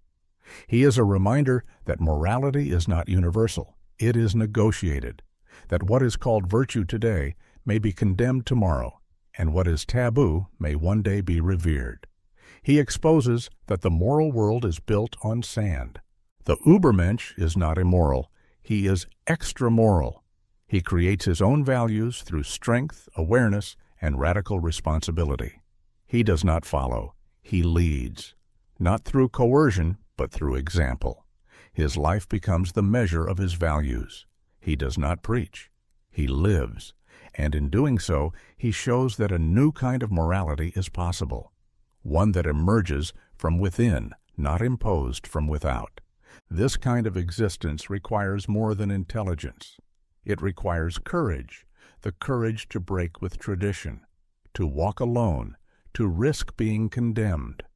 Most people cannot do it. They need to be told what is right. They need to be assured they are good. The Übermensch does not need such assurances. He is not interested in being good. He is interested in being whole. To live beyond good and evil is not to escape responsibility. It is to embrace a higher one. It is to stop outsourcing meaning and start becoming the author of it. The Übermensch doesn't transcend morality by denying it. He transcends it by outgrowing it, by replacing obedience with creation, guilt with awareness, and fear with the raw will to become something more than human. Guilt is inherited, not earned. Most people believe guilt is the natural consequence of doing something wrong. They think it arises from their conscience, from a deep sense of moral failure, or from having crossed a line they themselves believe in. But much of what people feel guilty for has nothing to do with personal choices. It was passed down by family, by religion, by culture, and by history.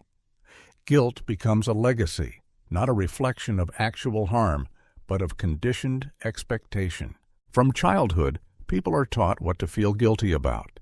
They are scolded for speaking too loudly, crying too much, asking too many questions, or saying no.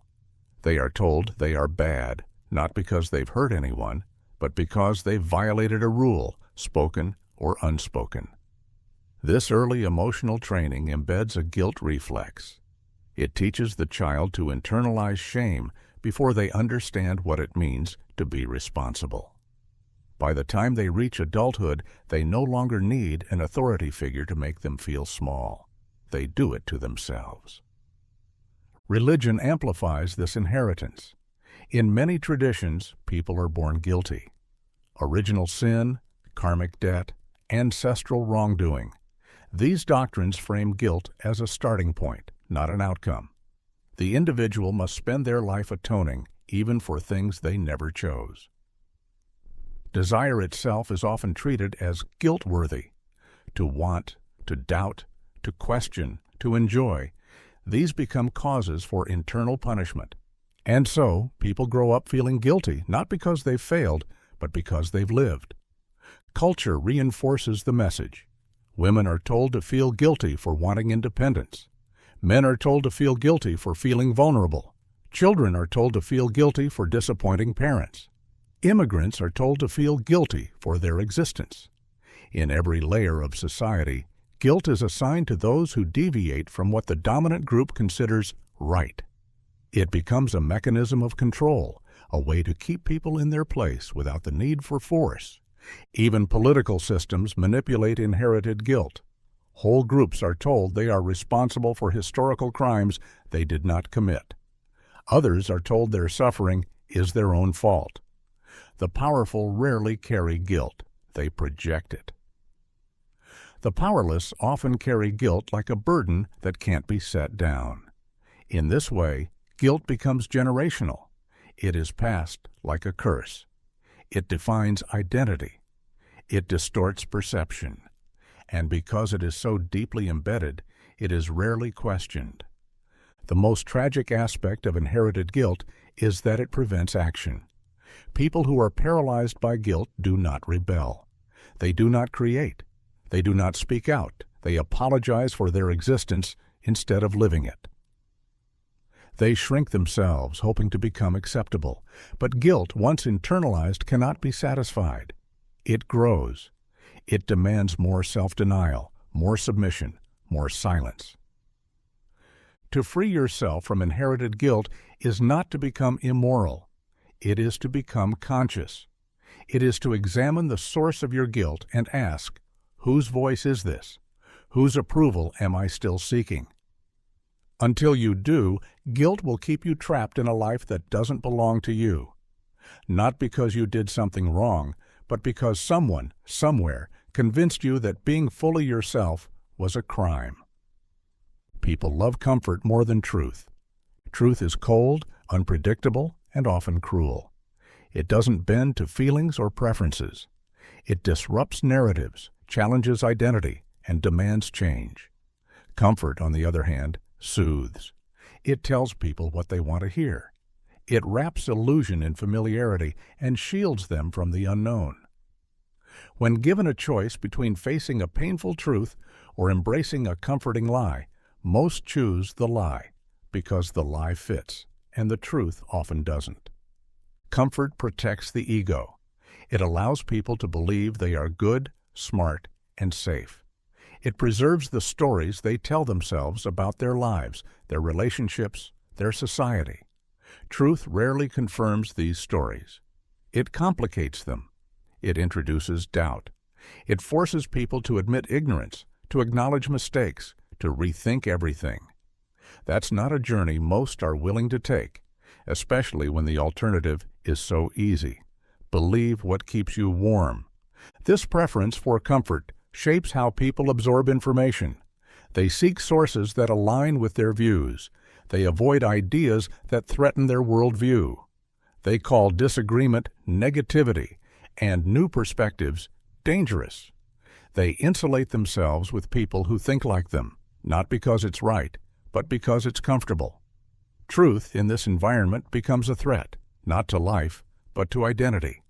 In personal lives, the same pattern holds.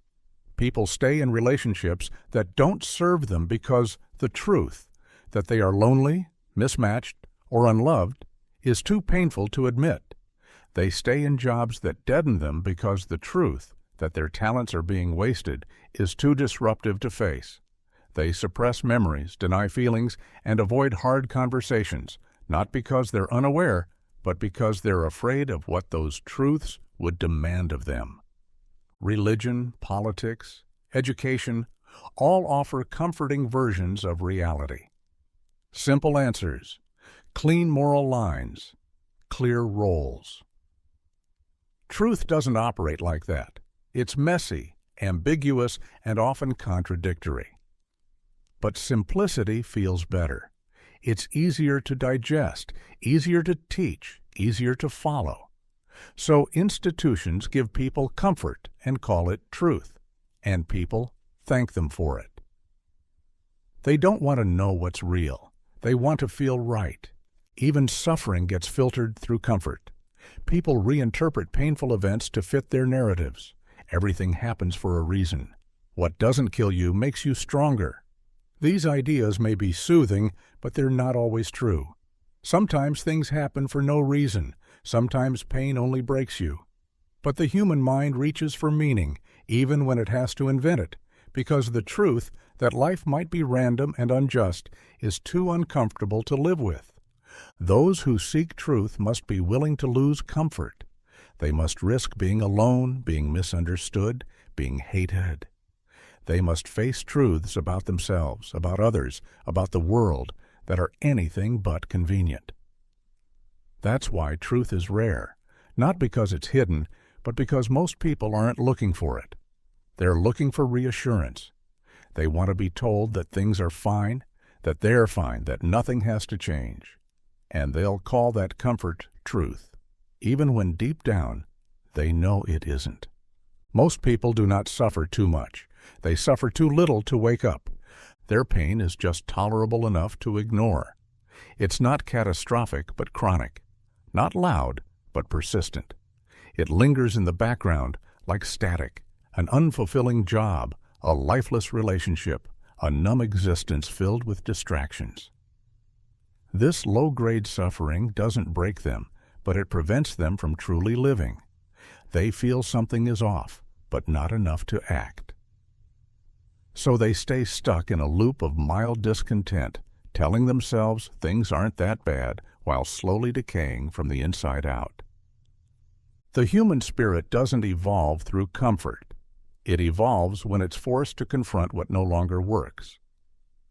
But for that confrontation to occur, the pain has to be undeniable. It has to rupture the illusion. Mild suffering doesn't rupture, it sedates.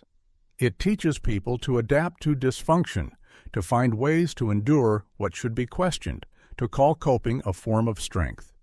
Instead of asking why they feel empty, they find ways to fill the emptiness with noise, scrolling, consuming, numbing, pretending.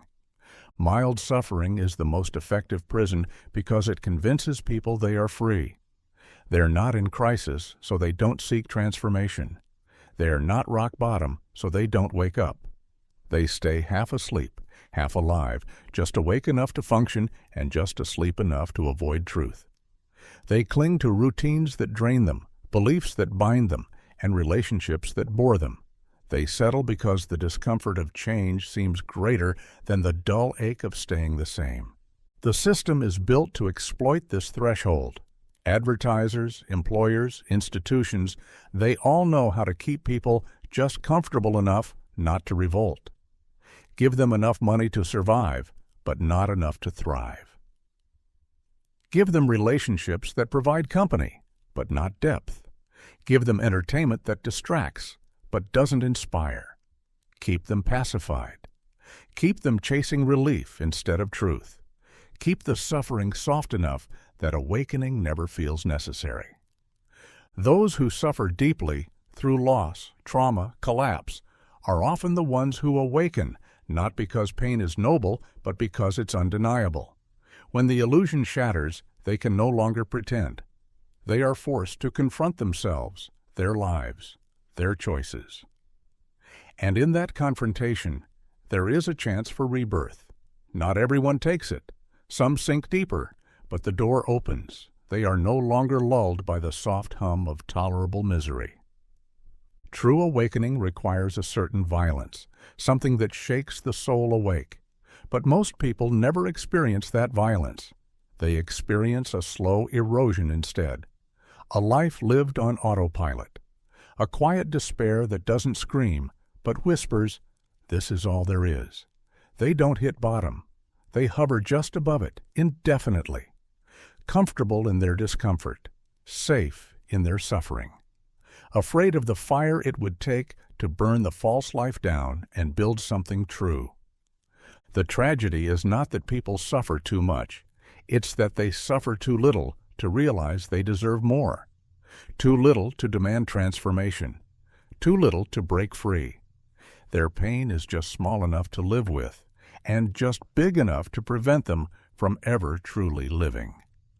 Mediocrity thrives in the name of fairness. Modern society has mistaken equality of opportunity for equality of outcome. In the process, it has begun to penalize excellence in order to preserve comfort. Under the banner of fairness, systems are adjusted to ensure no one feels left behind, but this often means holding back those who are willing to push ahead. The truly exceptional are told to wait, to slow down, to take others with them, even if the others refuse to move. Fairness becomes a code word for conformity. Everyone must walk at the same pace, regardless of their potential. In education, this dynamic is especially clear. Standardized testing, grading curves, and uniform curriculums are designed to give every student an equal shot. But in doing so, they also flatten the range of expression. Gifted students are bored. Creative minds are constrained. The curriculum must serve the majority, and the majority prefers predictability. Those who ask deeper questions or who think outside the framework are seen as distractions. The system does not reward brilliance, it manages it. Excellence is not cultivated, it is tolerated. The workplace follows the same pattern. Performance reviews are increasingly shaped by group dynamics, soft skills, and cultural fit. Companies fear the disruption that often accompanies innovation. Those who take risks, who speak uncomfortable truths, who challenge inefficient systems are frequently labeled as difficult. Meanwhile, those who maintain pleasant mediocrity are rewarded. They don't rock the boat. They uphold the status quo. In the name of fairness, the organization becomes a graveyard of ambition. Even in creative industries, the celebration of fairness often translates into the dilution of standards. Art is no longer evaluated purely on its power, its originality, or its challenge to the audience. Instead, it is filtered through ideological and representational metrics. Is it inclusive? Is it inoffensive? Does it reflect the current cultural values? While these questions have merit, they often override the more difficult question: is it good? Fairness demands that everyone gets a voice, but sometimes that means the loudest or safest voices dominate, not the most necessary. This is not an argument against compassion. Fairness, when used to level the playing field, is essential, but when fairness becomes the excuse to stifle excellence, it creates a culture where no one is allowed to be too great, too different, or too demanding. The tall poppy is cut down not because it overshadows the others, but because it threatens the illusion that all growth is the same. The result is a society increasingly uncomfortable with greatness. It celebrates mass appeal over mastery, accessibility over depth. In the name of fairness, it teaches people to aim for the middle. It praises participation more than performance. And in doing so, it produces a world where excellence must apologize for itself, where the extraordinary is seen as unfair simply because it is rare. Fairness should protect the vulnerable, not penalize the exceptional.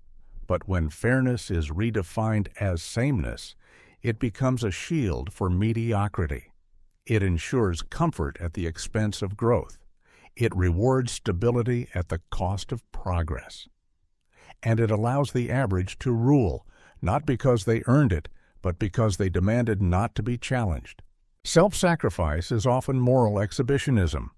It wears the mask of virtue, but underneath lies a craving for recognition, approval, and control.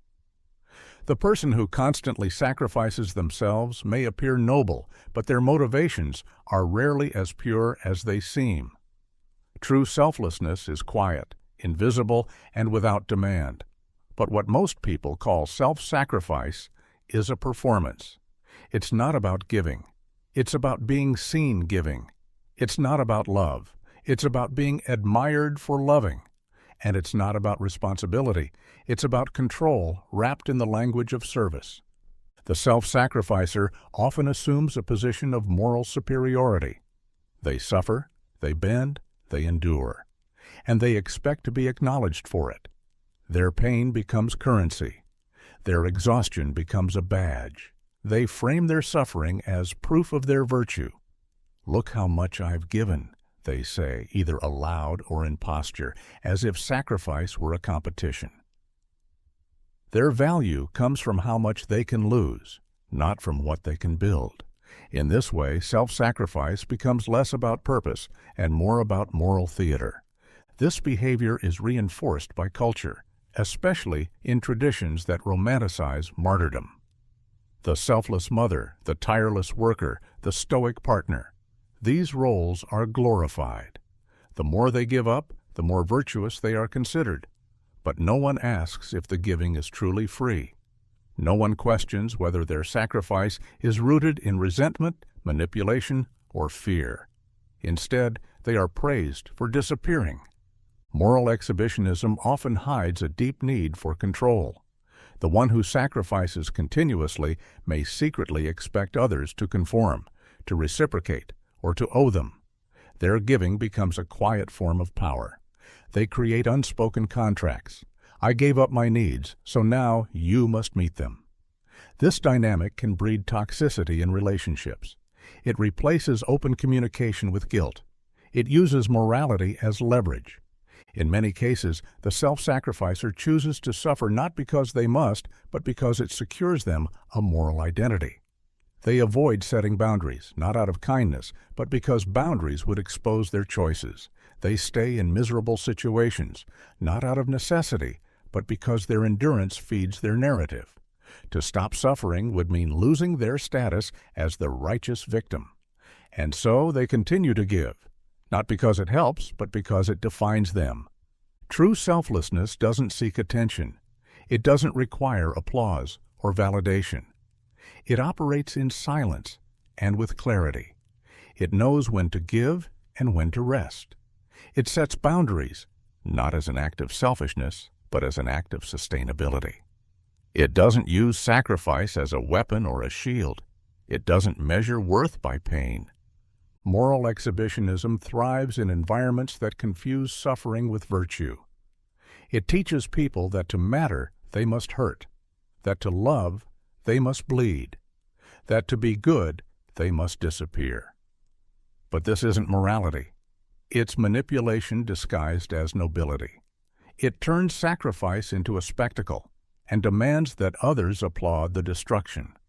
True morality doesn't need to be seen, and true giving never demands repayment.